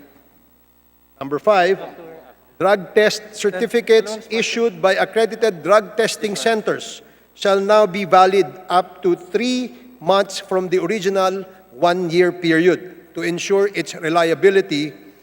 And six, the composition of the Dangerous Drugs Board is now increased from 17 to 20 members. Thus, Mr. Speaker, you will see that the proposed amendments here turn the tables and give the state the power and the upper hand to prosecute better and bring offenders to justice. Foremost among the proposed amendments are the legal presumptions that deal with the so-called protectors, cuddlers, and financiers of illegal drugs, who are the real drug lords. They are the real enemies of the state in the fight against illegal drugs. Unfortunately, the state is not winning this fight because the enemies are conveniently hiding behind the weakness of the Republic Act 9165. This is evident from the fact that no high-level protector, cuddler, or financier has ever been convicted in our country. Presently, the state is bound to show direct proof of protecting, cuddling, and/or financing that is extremely difficult, if not impossible, to obtain. A playing field heavily tilted in favor of the enemies of the state. But if the state is simply required to show proof that would only lead or tend to prove a direct act of protecting, cuddling, and/or financing, as provided in this proposed measure, Mr. Speaker, the state will no longer be bound to tediously search, dig, and uncover from scratch even the most minute evidence against these enemies of the state before a case can be filed in court. This will certainly level the playing field. The protection of the right of the accused on the one hand, and the right of the state to protect its citizens against the scourge of illegal drugs on the other. With the legal presumptions, they can be hailed to court right away with only a handful of circumstantial evidence that they, of course, can rebut. These legal presumptions will equip the state that makes several steps ahead of the enemies and will put them in the defensive. This situation is a whole new different ballgame in this fight against illegal drugs. Further, to address the perennial abuse by some crook law enforcers, the proposed measure provides for a legal presumption of planting evidence if the rules of procedure or engagement of the arrest, search and seizure have been violated. Finally, we now have another legal presumption to stop the cases from outright dismissal. Sitting on the cases alone will now give rise to the presumption of bungling directed at the prosecution service of our justice system. This proposed provision has passed the scrutiny of the Department of Justice, just like all the other legal presumptions proposed in this House bill. The numerous TWGs conducted by the committee provided that these amendments do not violate the Constitution. They merely give the state better tools to ensure the success of our implementation of an otherwise weaker law. The agencies like the PIDEA, DDB, NBI, PNP, Bureau of Customs, Department of Finance, DILG, and the Department of Justice have given their assent on this bill since the last Congress and reiterated their support and approval of the same in this present Congress. Mr. Speaker, distinguished colleague, this representation asks that we support the passage of this bill now in this Congress and give our government a better fighting chance in this continuing war against illegal drugs. Thank you, Mr. Speaker. Thank you, distinguished sponsor and chairperson of the Committee on Dangerous Drugs.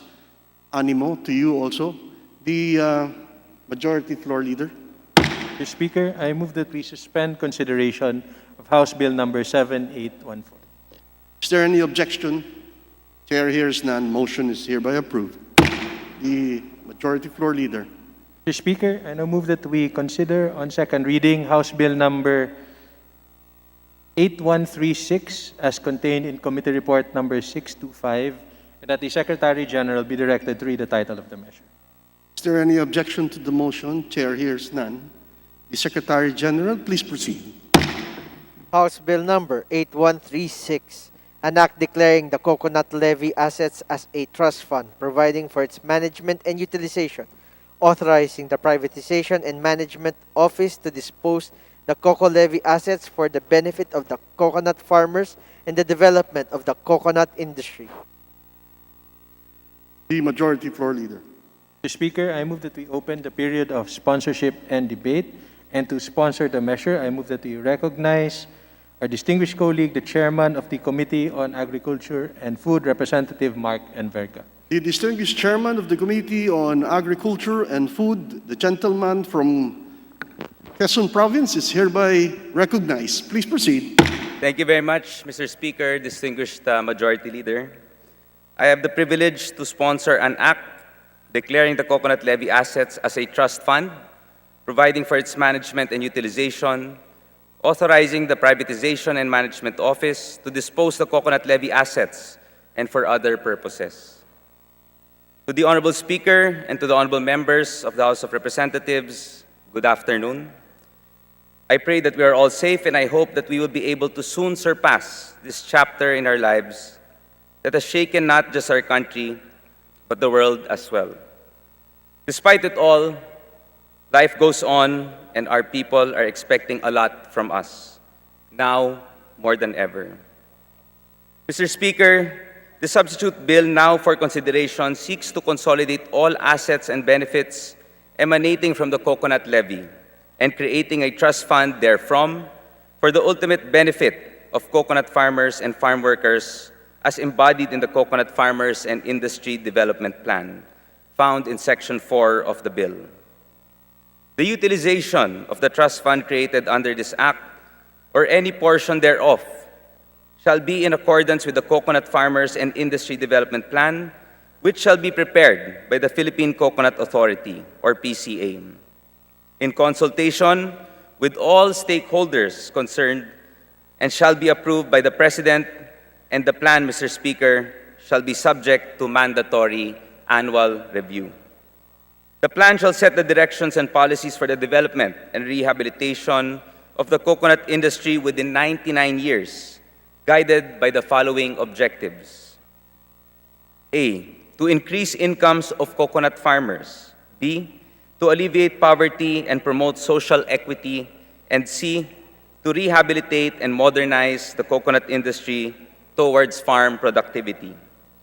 The bill provides for the annual utilization of the trust fund under the following allocations. A, shared facilities program, 10%. B, farm improvement through diversification and or intercropping, such as projects on livestock, dairy, poultry, coffee, and cacao production, 10%. C, development of hybrid coconut seed farms and nurseries to encourage self-sufficiency, 10%. D, empowerment of coconut farmer organizations and their cooperatives, 10%. E, scholarship program, 10%. F, health and medical program, 10%.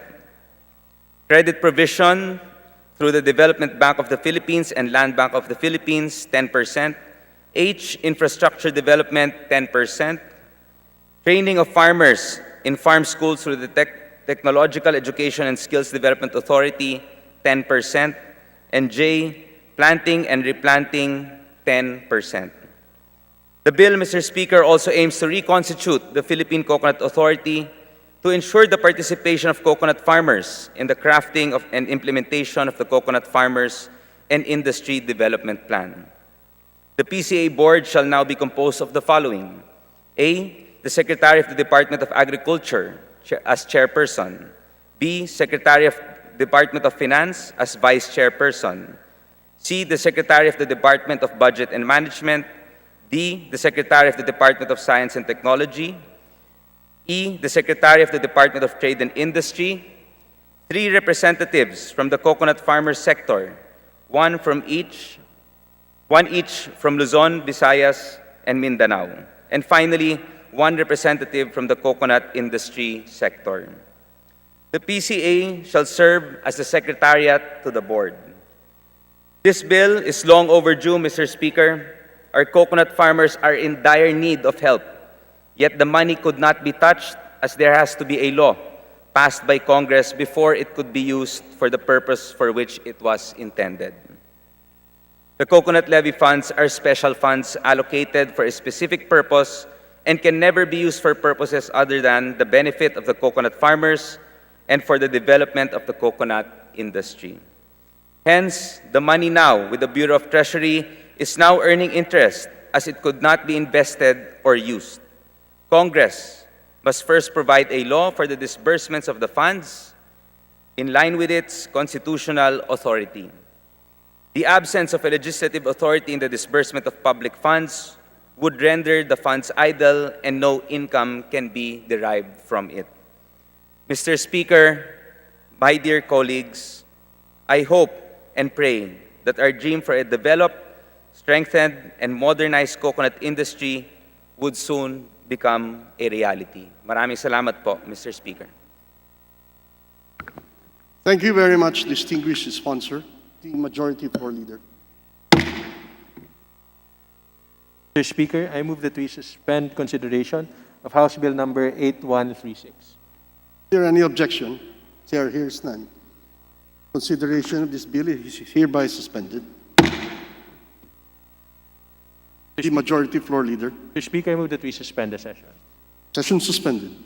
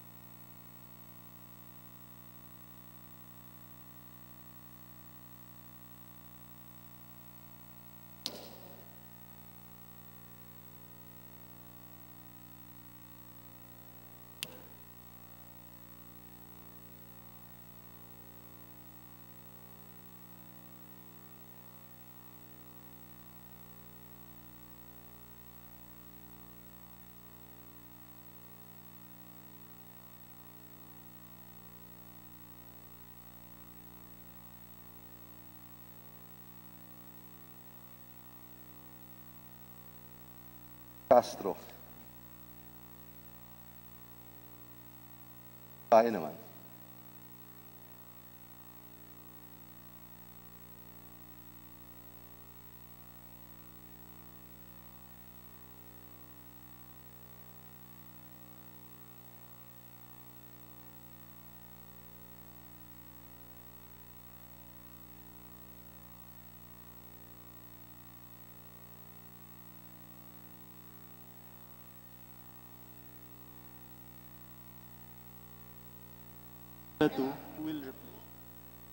Wala lang, not specific.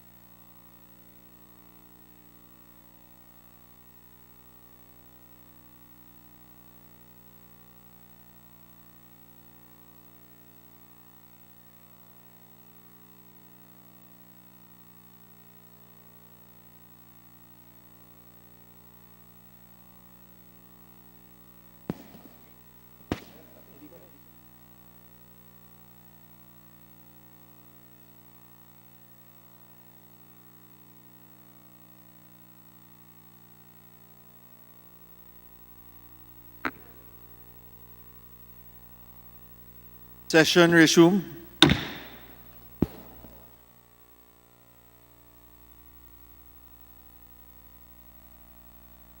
Majority Leader. Mr. Speaker, on the part of the majority, I move for the nomination and election of the following members as deputy speakers.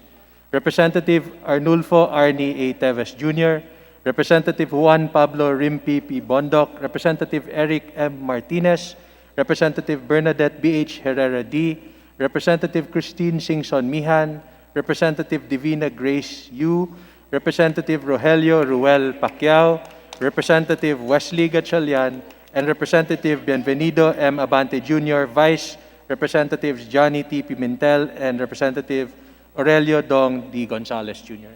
So moved, Mr. Speaker. Is there any objection? Hearing none, the following deputy speakers are hereby approved by the Chair. Representative Arnie Teves Jr., Representative Rimpi Bondoc, Representative Eric Martinez, Representative Bernadette Herrera D., Representative Christine Singson Mihan, Representative Divine Yu, Representative Ruel Pacquiao, Representative Wesley Gatchalian, and Representative Bienvenido Abante. Congratulations.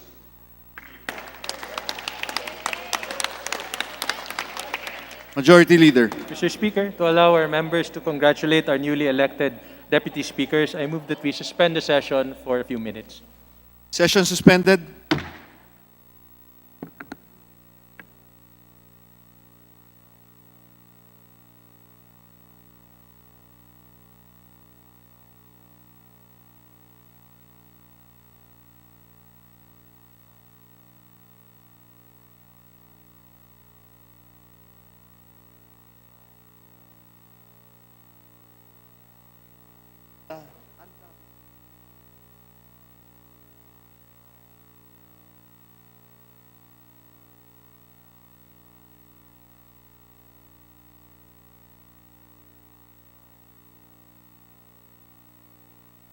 Arnie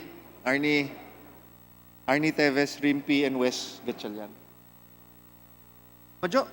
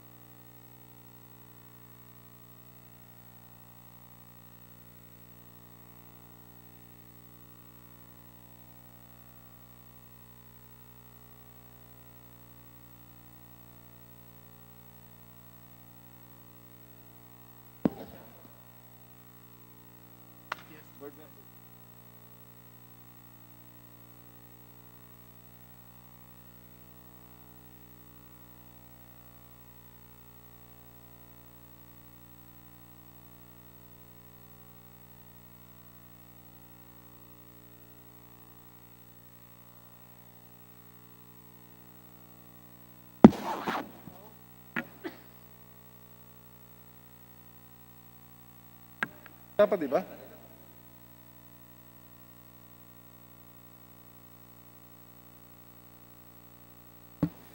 Session resumed. The Speaker will now administer the oath of office to the new Deputy Speaker, Arnie Teves, and Pareho tayo. Please raise your right hand and repeat after me. I state your name. I, Arnolfo A. Teves Jr., of Sitio Tinastasan, Malabugas, Bayawan City, Negros Oriental, Having been elected as Deputy Speaker, 18th Congress, having been elected as Deputy Speaker, 18th Congress, hereby solemnly swear hereby solemnly swear I will well and faithfully discharge to the best of my ability that I will well and faithfully discharge to the best of my ability the duties of my present position and of all others the duties of my present position and of all others I may hereafter hold under the Republic of the Philippines, I may hereafter hold under the Republic of the Philippines.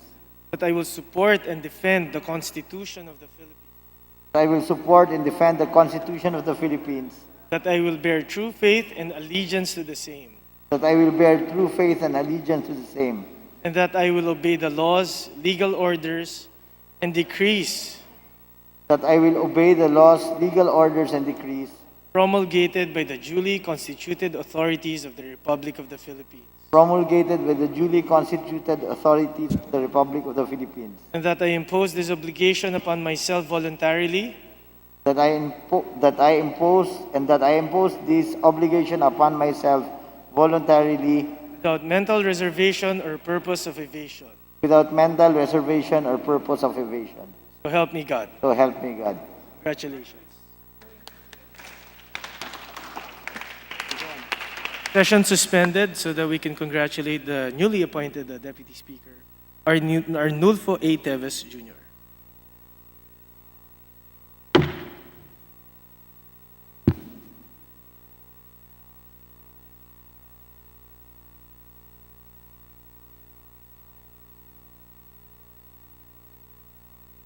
Congratulations, DS.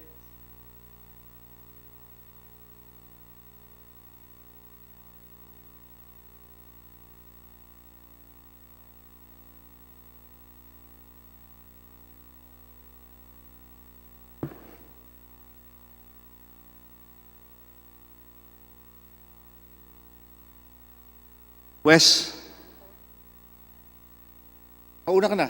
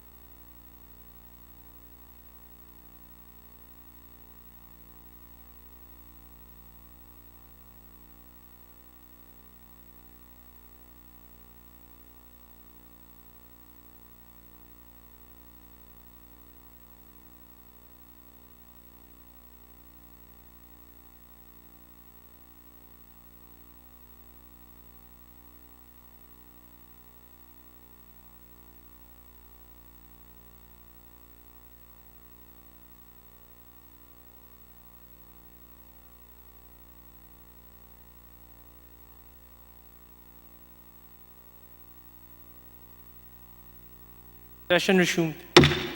Majority Leader. The Speaker will now administer the oath of office to Deputy Speaker Juan Pablo Rimpi Bondoc of Pampanga, to be witnessed by his lovely wife, Paolo Locsin from Ormoc City. Speaker. Please raise your right hand and repeat after me. I state your name. I, Juan Pablo Bondoc, Of San Gabriel, Macabebe, Pampanga, of San Gabriel, Macabebe, Pampanga, having been elected as Deputy Speaker, 18th Congress, having been elected as Deputy Speaker, 18th Congress, hereby solemnly swear hereby solemnly swear that I will well and faithfully discharge to the best of my ability that I will well and faithfully discharge to the best of my ability duties of my present position and of all others. the duties of my present position and of all others I may hereafter hold under the Republic of the Philippines. I may hereafter hold under the Republic of the Philippines, That I will support and defend the Constitution of the Philippines. that I will support and defend the Constitution of the Philippines, That I will bear true faith and allegiance to the same. that I will bear true faith and allegiance to the same, That I will obey the laws, legal orders, and decrees and that I will obey the laws, legal orders, and decrees promulgated by the duly constituted authorities of the Republic of the Philippines. promulgated by the duly constituted authorities of the Republic of the Philippines, That I impose this obligation upon myself voluntarily and that I impose this obligation upon myself voluntarily without mental reservation or purpose of evasion. without mental reservation or purpose of evasion. So help me God. So help me God. Congratulations.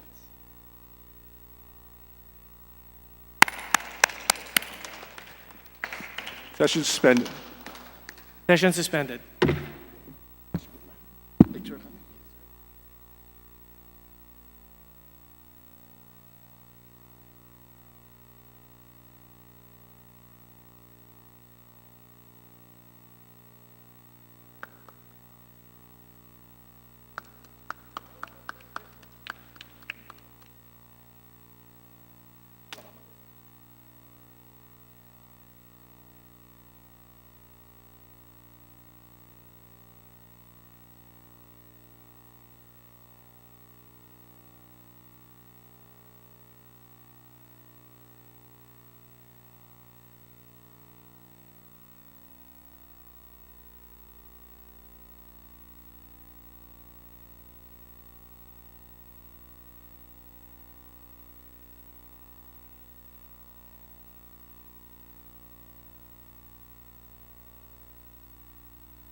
Okay, thanks, Speaker.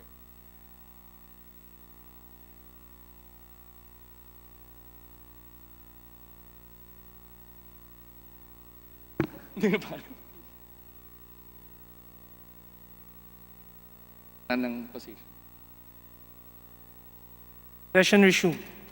The Speaker will now administer the oath of office to Congressman, now Deputy Speaker, Wesley Gatchalian of Valenzuela City, to be witnessed by his lovely wife, Tiffany, and sister-in-law, Lar. Please raise your right hand and repeat after me.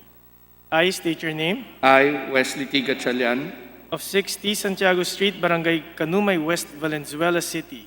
of 60 Santiago Street, Barangay Canumay West, Valenzuela City, Having been elected as Deputy Speaker, 18th Congress. having been elected as Deputy Speaker, 18th Congress, Hereby solemnly swear hereby solemnly swear that I will well and faithfully discharge to the best of my ability that I will well and faithfully discharge to the best of my ability the duties of my present position and of all others the duties of my present position and of all others I may hereafter hold under the Republic of the Philippines. I may hereafter hold under the Republic of the Philippines, That I will support and defend the Constitution of the Philippines. that I will support and defend the Constitution of the Philippines, That I will bear true faith and allegiance to the same.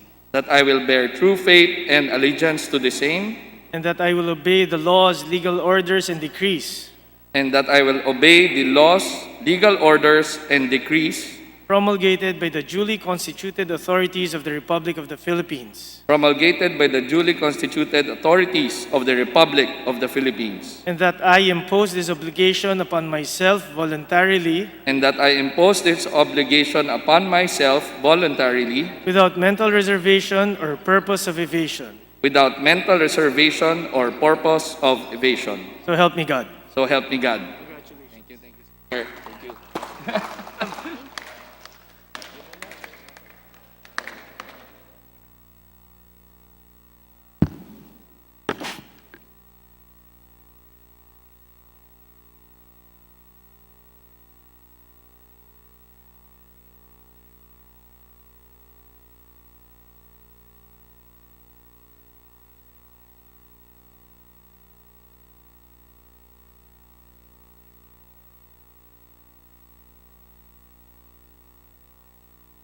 Session suspended.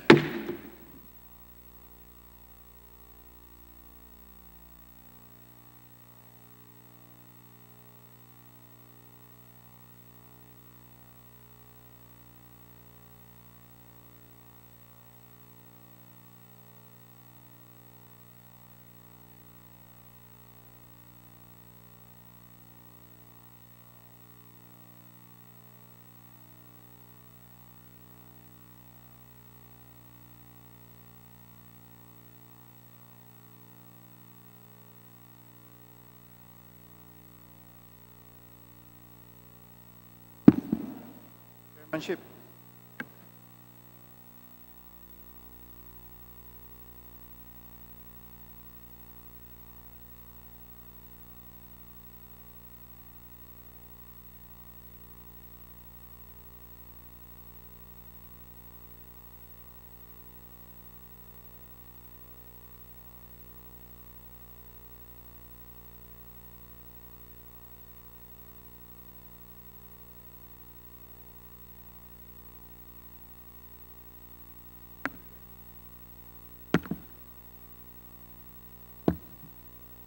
Session resume. Majority Leader. Mr. Speaker, on the part of the majority, I move for the nomination and election of Representative Munir M. Arbison as member of the House contingent to the Commission on Appointments, Vice Representative Benjamin C. Agarao Jr. Is there any objection? Hearing none, the Chair approves the appointment of Munir Arbison as the House contingent to the Commission on Appointment, Vice Benjamin Agarao. Majority Leader. Mr. Speaker, on the part of the majority, I move for the nomination and election of Representative John Reynald Chanco as chairperson of the Committee on Trade and Industry, Vice Representative Wesley Gatchalian. Is there any objection? Hearing none, the Chair approves the appointment of John Ray Chanco as the Chair of Trade and Industry. Majority Leader. Speaker, on the part of the majority, I move for the nomination and election of Representative Sandra Erigel as chairperson of the Committee on Interparliamentary Relations and Diplomacy, Vice Representative Divina Grace Yu. Is there any objection? Hearing none, the Chair approves the election of Sandra Erigel as chairperson of the Committee on Interparliamentary Relations and Diplomatic Affairs. Majority Leader. Mr. Speaker, on the part of the majority, I move for the nomination and election of Representative Alfred Vargas as chairperson of the Committee on Social Services, Vice Representative Sandra Erigel. Is there any objection? Hearing none, the Chair approves the appointment and the election of Representative Alfred Vargas as Chair of Social Services Committee. Majority Leader. Mr. Speaker, on the part of the majority, I move for the nomination and election of Representative Johnny T. Pimentel as chairperson of the Special Committee on Strategic Intelligence, Vice Representative Fredenil Castro. Is there any objection? Hearing none, the Chair approves the election of Johnny Pimentel, Representative Johnny Pimentel, as the Committee Chairman of Strategic Intelligence. Majority Leader.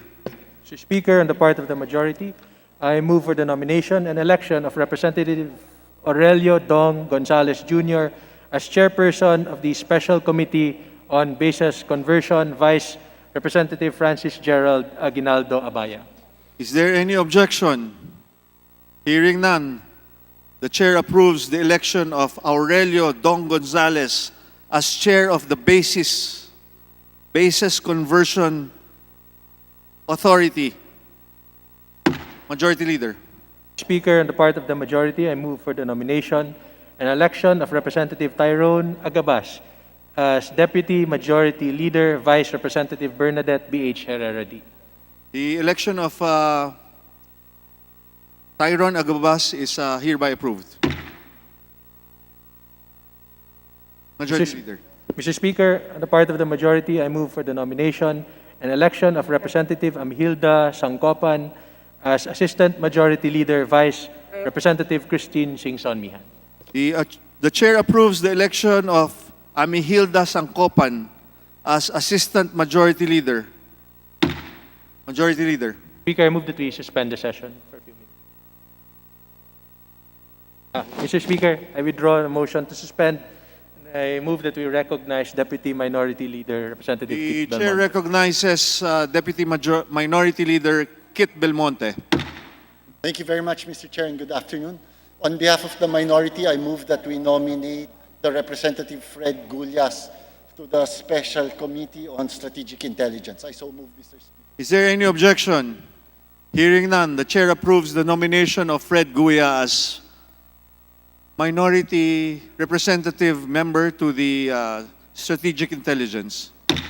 Majority Leader. Mr. Speaker, I move that we suspend the session for a few minutes. Session suspended. Congratulations, everybody.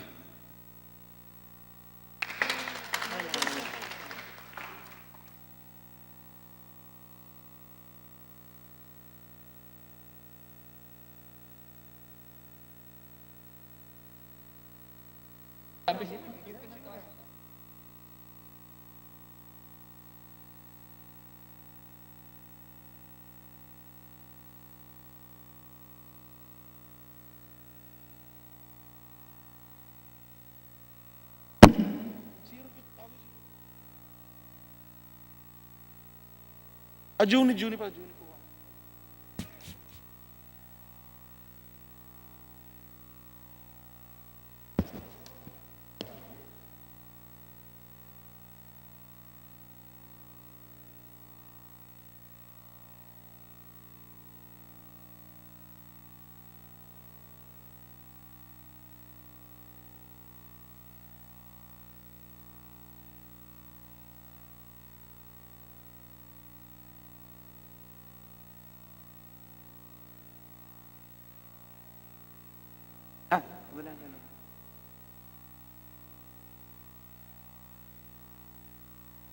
Mag-uot pa siya. Mag-uot na ba?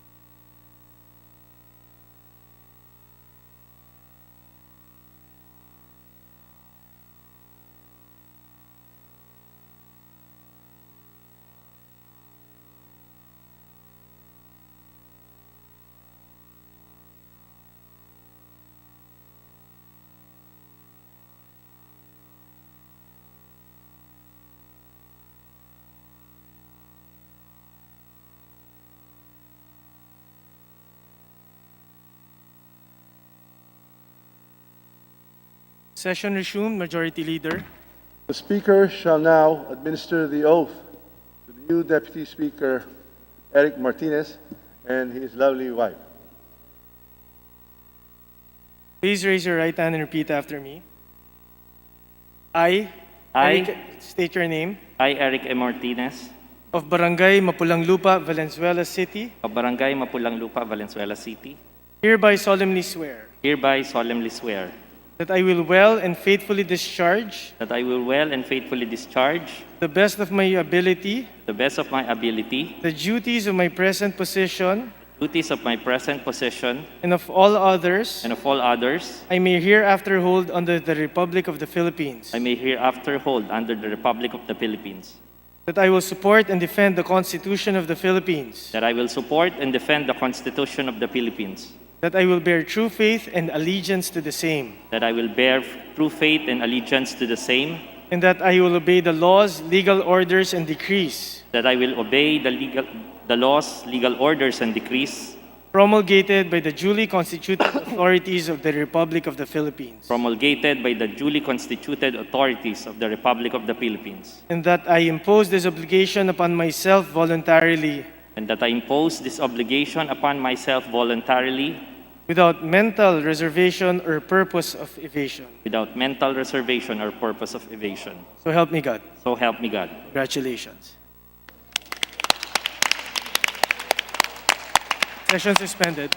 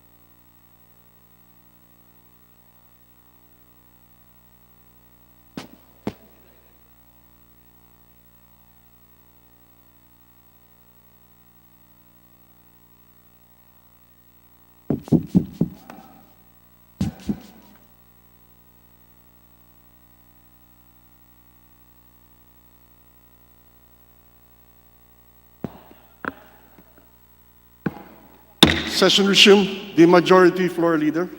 Mr. Speaker, I move that we resume consideration of House Bill number 7749 as contained in Committee Report 524 and that the Secretary General be directed to read the title of the bill.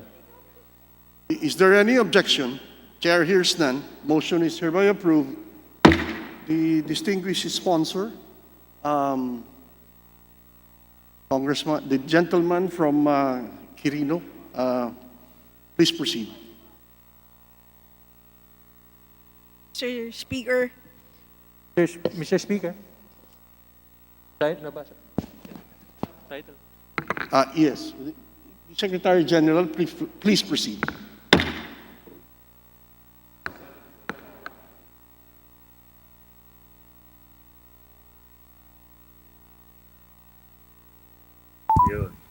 House Bill number 7749, an act providing for government financial institutions unified initiatives to distressed enterprises for economic recovery. Guide. The majority floor leader. Mr. Speaker, the parliamentary status is that we are still in the period of sponsorship and debate. And to continue interpellations, I move that we recognize Representative Juni Kua, the chairman of the Committee on Banks and Financial Intermediaries, to sponsor the measure. And to interpellate, I move that we recognize Deputy Minority Leader Stella Kimbo. Mr. Speaker, Yes, gentleman from the distinguished sponsor is hereby recognized. Mr. Speaker, when we suspended the interpellation, I was supposed to respond to a point raised by the gentle lady about the empowerment of the special holding company. It was the impression that the special holding company is only empowered to infuse equity capital to investee companies. So let me provide this clarification to the gentle lady. I'd like to refer her to Section 10 of the substitute bill or to Section 12 of Section 12C of the original committee report. In both versions, one would notice that the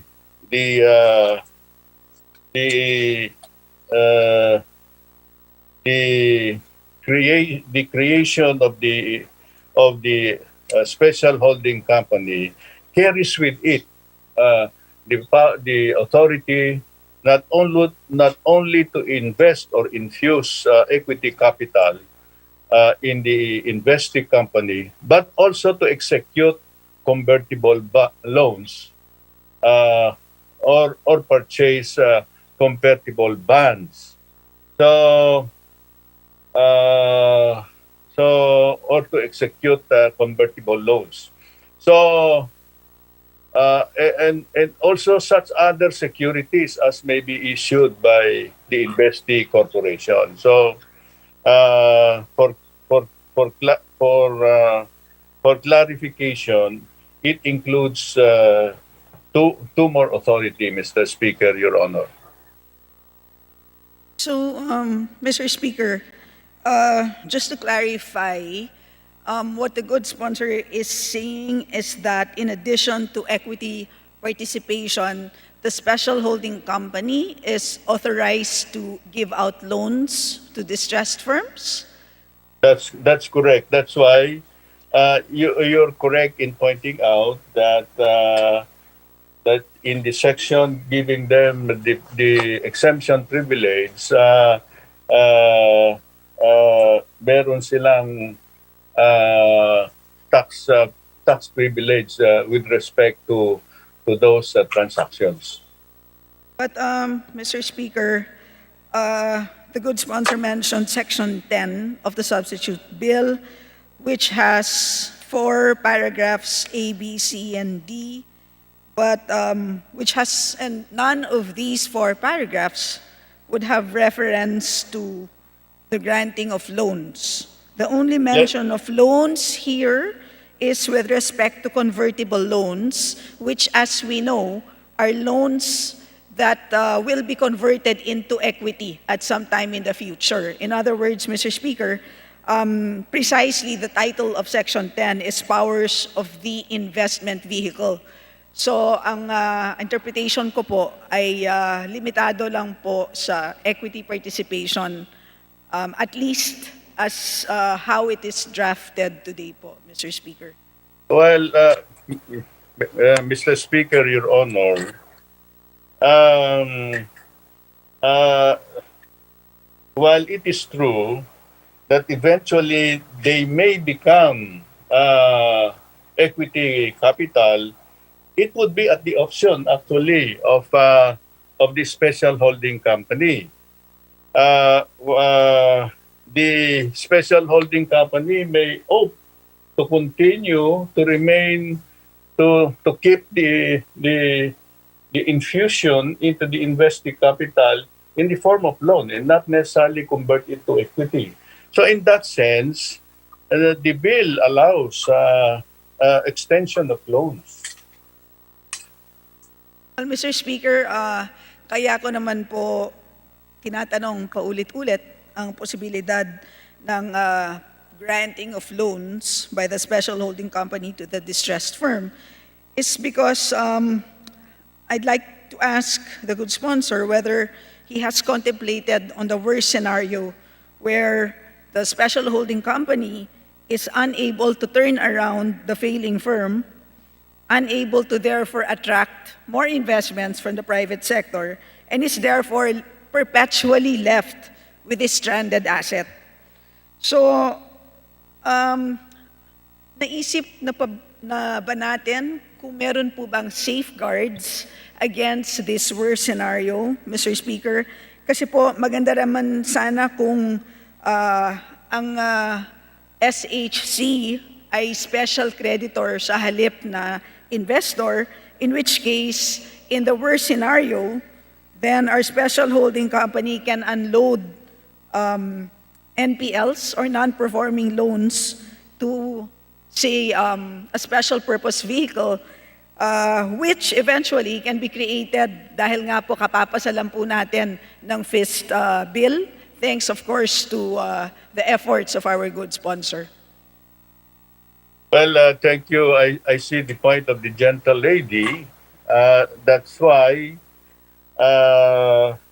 I think the way it is worded now makes it a lot more flexible on the part of the special holding company because it can keep it as a loan.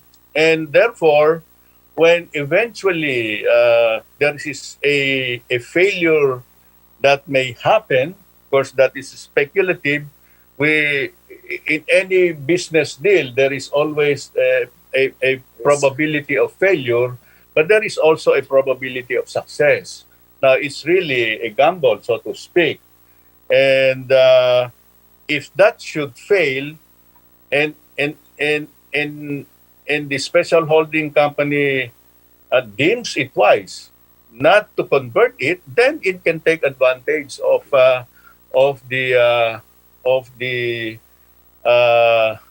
possibility of selling that particular non-performing loans to a special purpose vehicle.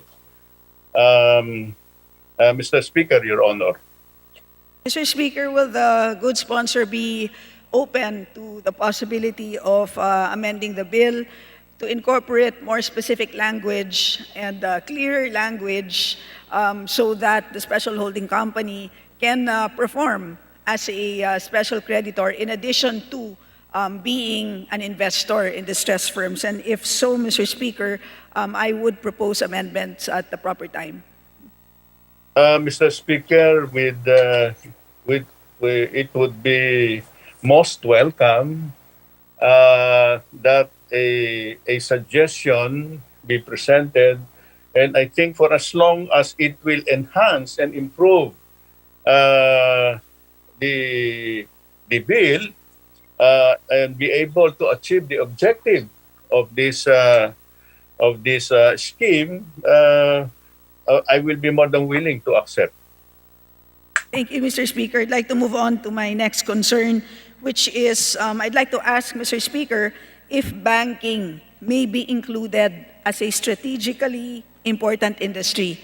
Kaya ko po ito tinatanong, Mr. Speaker, I'm thinking of a scenario where a rural bank wishes to be bailed out.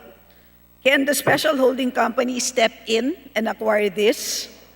So ang tinatanong ko po ito dahil ang special holding company, which is a joint venture consisting of banks themselves, hindi kaya magkakaroon ng anti-competitive effects ang acquisition, halimbawa ng isang rural bank.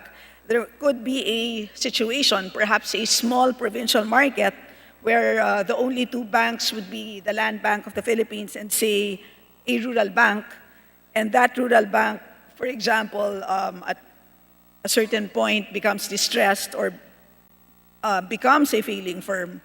Can Land Bank actually acquire this distressed firm? So in this situation, very simple hypothetical case, ang mangyayari po after the acquisition is that a monopoly would be created. So ang tanong ko po, uulitin ko, will this special holding company be allowed to acquire a distressed bank, Mr. Speaker? Well, Mr. Speaker, Your Honor, if we try to evaluate the scenario being envisioned by the gentle lady, it has to pass, I think, the criteria set in the bill with respect to strategically important company. Would it be qualified to be listed among an array of industries that is listed in the bill? Secondly,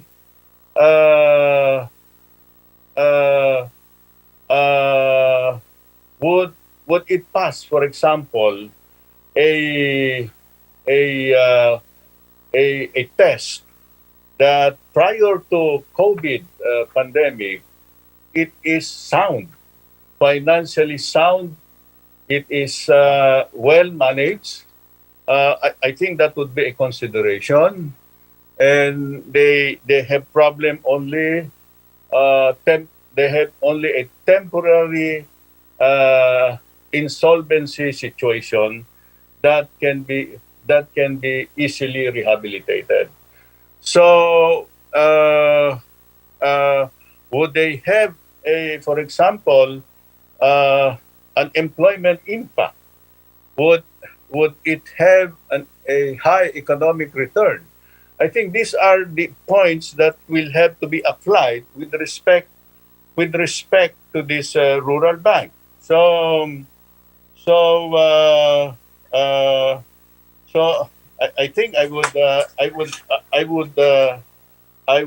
consider it that way, Mr. Speaker, Your Honor.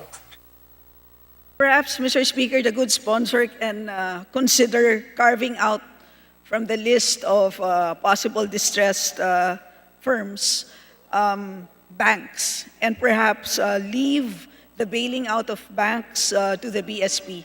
Is that something that the good sponsor will consider, Mr. Speaker? Well, I think that's possible. Uh, uh, I guess the BSP would be in a better position really to evaluate it being the regulatory body that really monitors and evaluates the performance of a bank. I thank you for that clarification. I'd like to move on to a different point, Mr. Speaker. Section 9F of the bill provides for safeguards to protect the government's investment. So I'd like to ask Mr. Speaker, the good sponsor, whether there are safeguards as well for both Land Bank and DBP. In other words, would the assets of Land Bank and DBP be insulated from the activities of the special holding company, Mr. Speaker? Yes, Mr. Speaker, Your Honor, because in the bill is enshrined the principle that the value of the investment of Land Bank and DBP or the special holding company should never be diluted. And the mechanism should be put in place to ensure that their values are protected. Mr. Speaker, I'd like to move to Section 16, which is the exemption from certain provisions or all provisions of the Philippine Competition Act. So by Section 16, transactions by the special holding company shall be exempt from the Philippine Competition Act for a period of 3 years from its incorporation. And there's a proviso where this exemption shall only apply to the acquisition of assets of an investee company by the special holding company. So my first question, Mr. Speaker, is I'd like to be clarified. Does this exemption refer only to assets? So under the Philippine Competition Act, there is a clear distinction between the acquisition of shares and the acquisition of assets. So gusto ko lang pong malaman, Mr. Speaker, kung yung exemption ba na to ay tumutukoy lamang sa assets and not to shares. Well, I would interpret it as pertaining to equity, no? Not physical assets, but assets by way of investment. So accounts receivable would be an asset. Equity investment would be an asset. So that would be the context of the definition of the word asset. So, Mr. Speaker, I just want to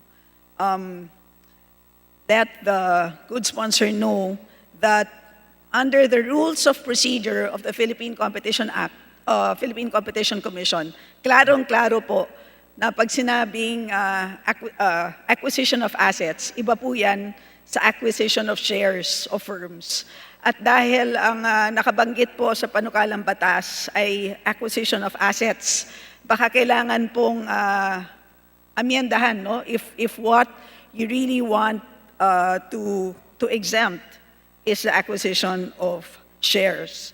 But having said that, I'd like to reiterate that it is very important for the PCC to actually continue to have the power to review any acquisition by the special holding company of whether shares or assets of an investee company. So let me just maybe give you an example, no? So suppose the special holding company acquires an airline company. And of course, as you had mentioned earlier, Mr. Sponsor, you said that the idea was not really for government to hold on to these shares permanently, but rather to attract private investors. So paano po kung ang private entity na nag-express ng willingness to invest in this airline company is a shipping company? Hindi po ba yung acquisition na yon, the acquisition of a shipping company of the shares of an airline company, that could result in a considerable loss in competition, which ultimately will affect airline fares as well as shipping fares. So yung situation na dinidescribe ko po, Mr. Speaker, is a situation where since the shipping company now owns the airline company, mawawalan na po ng competitive constraint in terms of setting airline fares. In other words, yung shipping company at ang airline company would now be owned by a single ultimate parent entity, which will now control the pricing for both sectors. So, kumbaga po, this will really result in ultimately higher fares in both the airline sector as well as shipping. Malaking problema po ito kasi kung papakinggan po natin ang ating exporters, ang hinaing talaga nila is the reason for why their competitive advantage in the global market is eroded is because of very high shipping rates. So since in this hypothetical scenario, the airline company is now owned by the shipping company, mawawalan na ng alternatives ang mga exporters.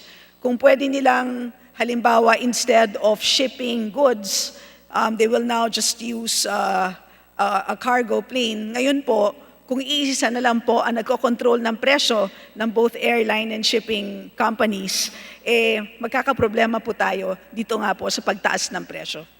So ultimately, Mr. Speaker, I really think that it is dangerous for us to exempt acquisitions of the special holding company from the powers of the PCC to review mergers and acquisitions. Well, Mr. Speaker, Your Honor, I see the point of the gentle lady, and I guess under normal circumstances, that really would be very important. But please take note of the language of the bill. The bill says, shall be exempt from the provisions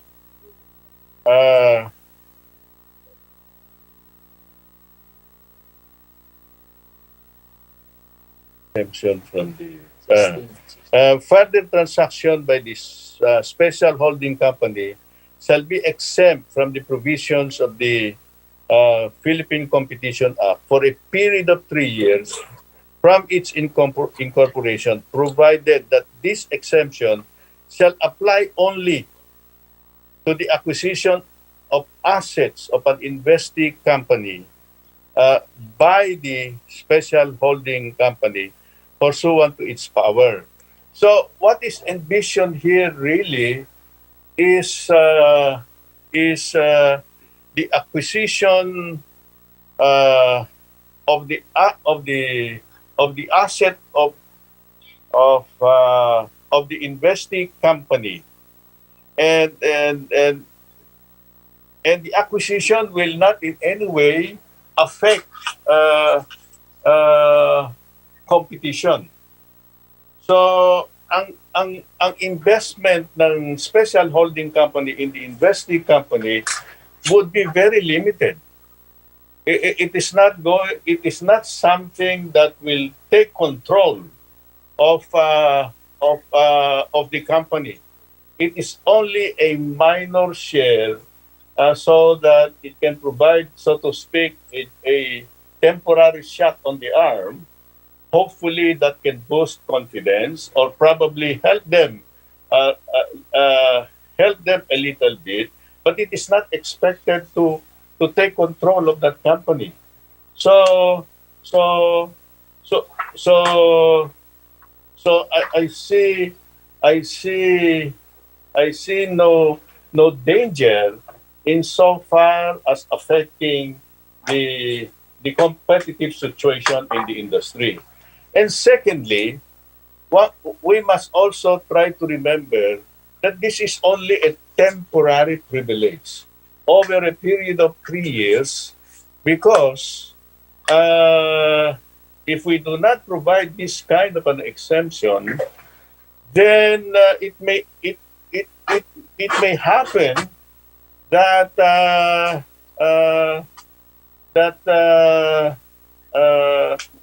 that the time we need because time is of the essence in rehabilitating or so to speak reviving the patient,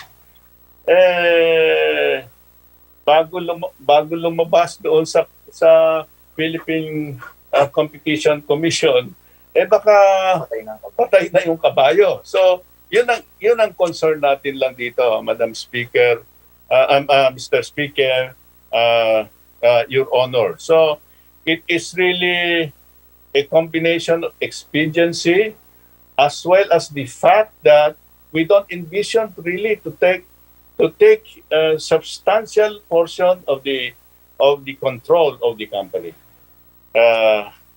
Mr. Speaker, Your Honor. Mr. Speaker, that's precisely why I asked the good sponsor to clarify whether the exemption refers to the acquisition of assets or shares.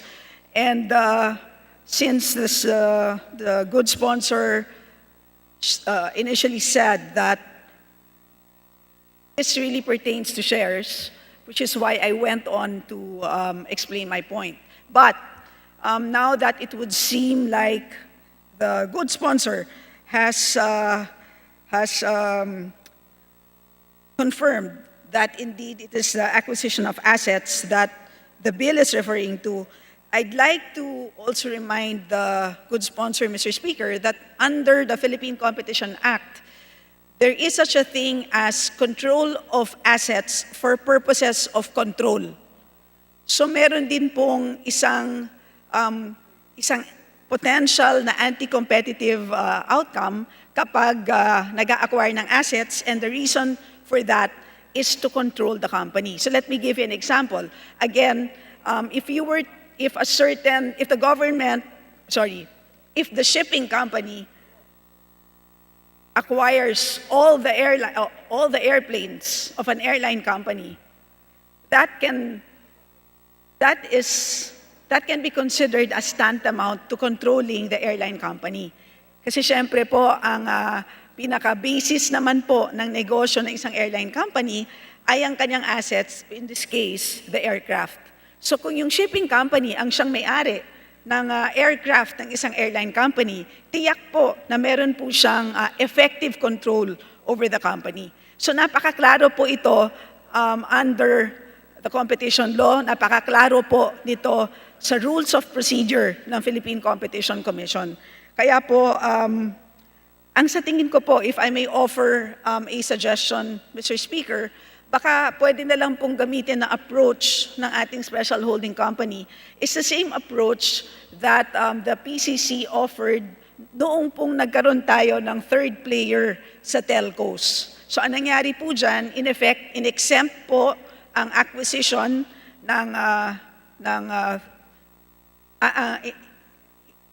in-exempt po ang third player from certain rules of PCC. Pero ang nangyari po, nagkaroon po ng MOA with the DICT, in which case the PCC was able to weigh in on their competition concerns before the transaction was completed, in which case hindi na kinailangan ng prior approval from the PCC. So this is an approach that perhaps the special holding company can take with the PCC. They can, in other words, enter into a memorandum of agreement and have prior approvals this way, rather than do it the conventional way as contemplated under the Philippine Competition Act. In which case, kung ganyan pong approach ang kukunin natin para sa special holding company, hindi na po kailangan magkaroon ng blanket exemption for this special holding company dito po sa RA 70667. Well, Mr. Speaker, Your Honor, of course, any suggestion that will improve the bill is certainly welcome. But just to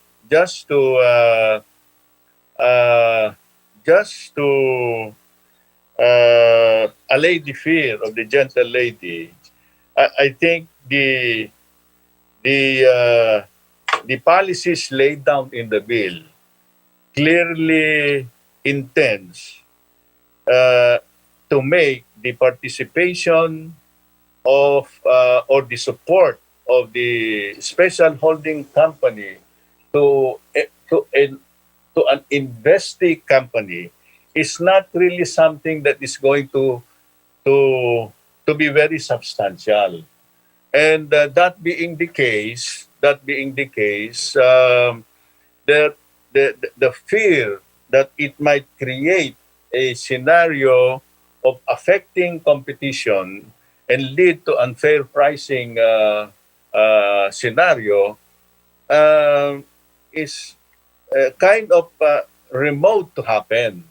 So, so if you will take a look at the bill, there are safety valves that we put in place. For example, there is a limit to the investment that the special holding company can infuse in an investee company.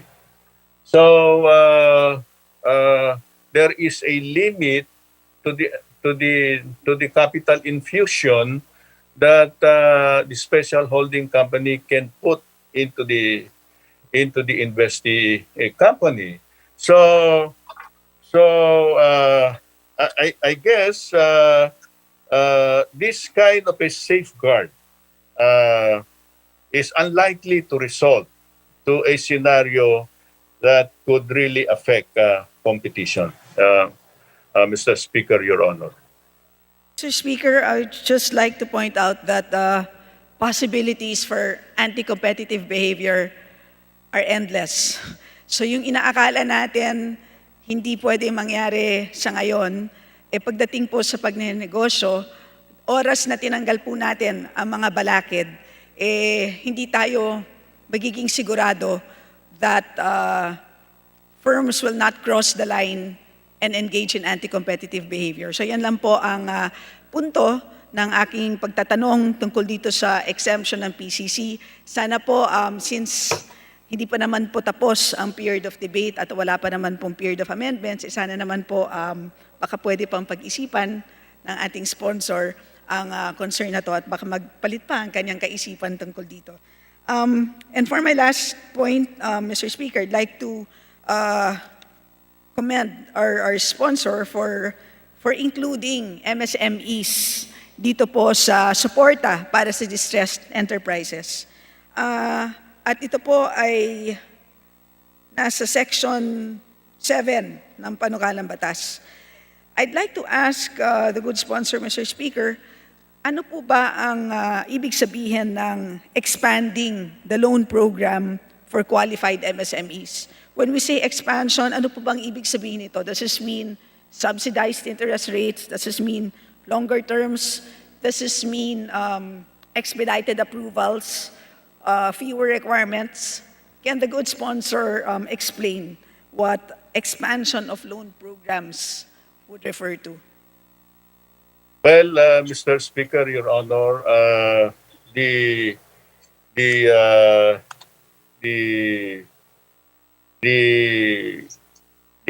concern of the gentle lady as to what is envisioned in the term expansion, I guess it would encompass increasing the portfolio, the amount of the portfolio to be allocated for the MSME's requirement.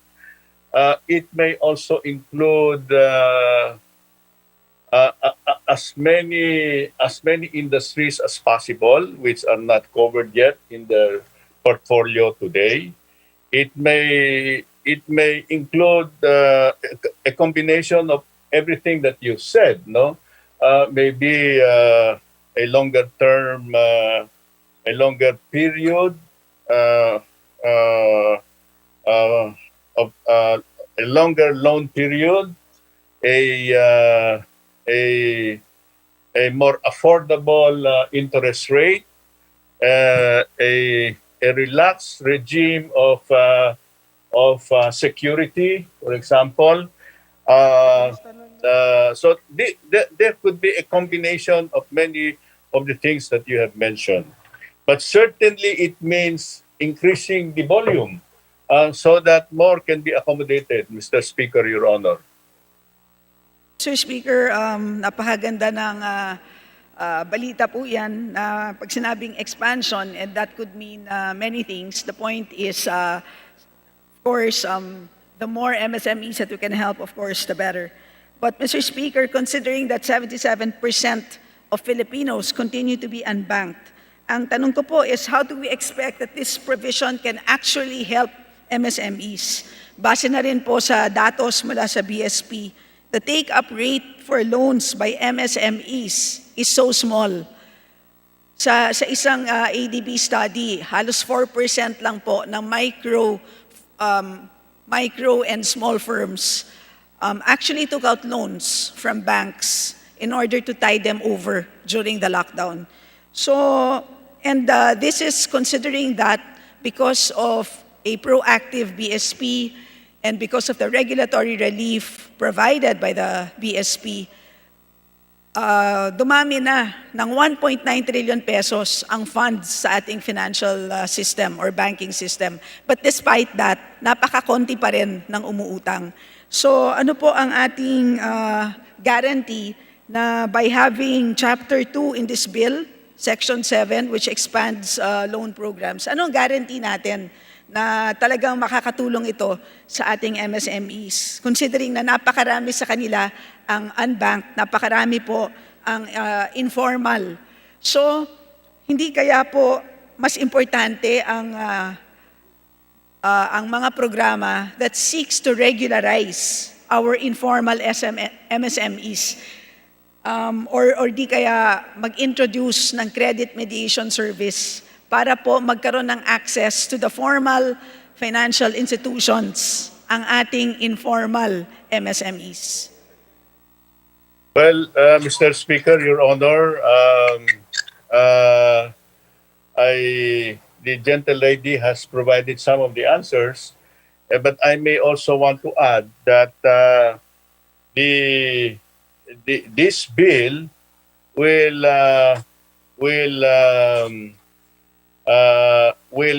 provide not only the wherewithal, but I would like to believe the responsibility as well and the obligation of the GFIs, Land Bank and DBP, including the Philippine Guarantee Corporation, to really think out of the box and find a way of reaching out. No, the Land Bank and the DPP has a network of branches, and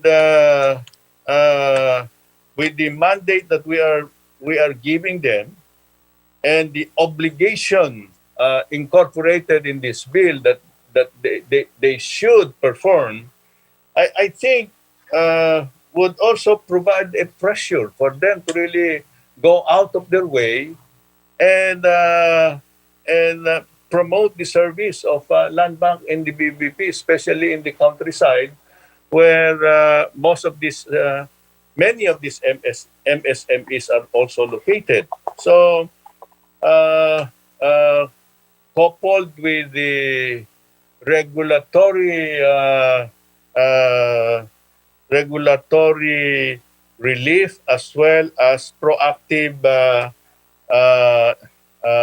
steps undertaken by the BSP, by allowing banks to use loans for MSMEs as compliance to legal reserve requirement.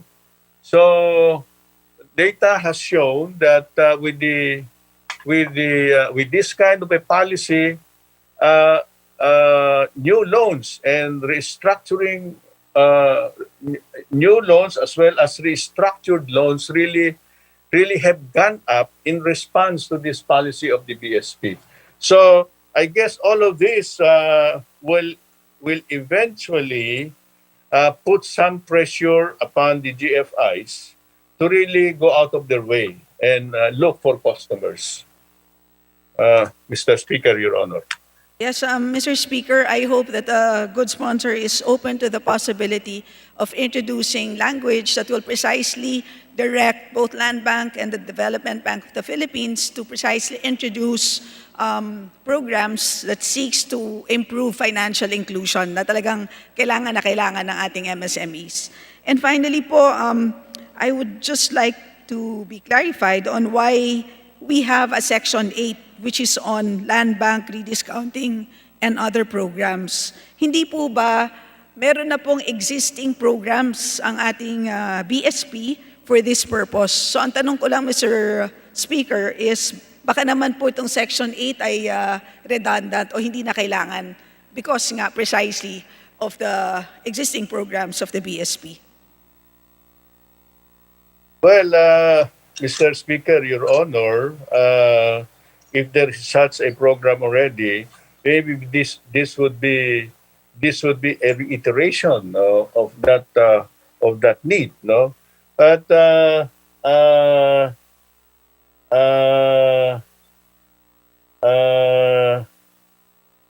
I guess that this will clarify in the event that under the present program not all of them are covered. I see no harm in putting this here. Mr. Speaker, that was my last question. I'd like to thank the good sponsor for patiently answering all my questions. And I will propose amendments at the proper time, Mr. Speaker. Maraming salamat po. Thank you. Thank you so much, my dear colleague. I really appreciate the questions that were raised. They are really valid and very intelligent questions, and certainly that will help in the improvement and enhancement of the bill. Thank you, distinguished lady from Quezon City, the Majority Floor Leader. Mr. Speaker, I move that we suspend consideration of House Bill number 7749. Is there any objection? Chair hears none. Motion is approved. Majority Floor Leader.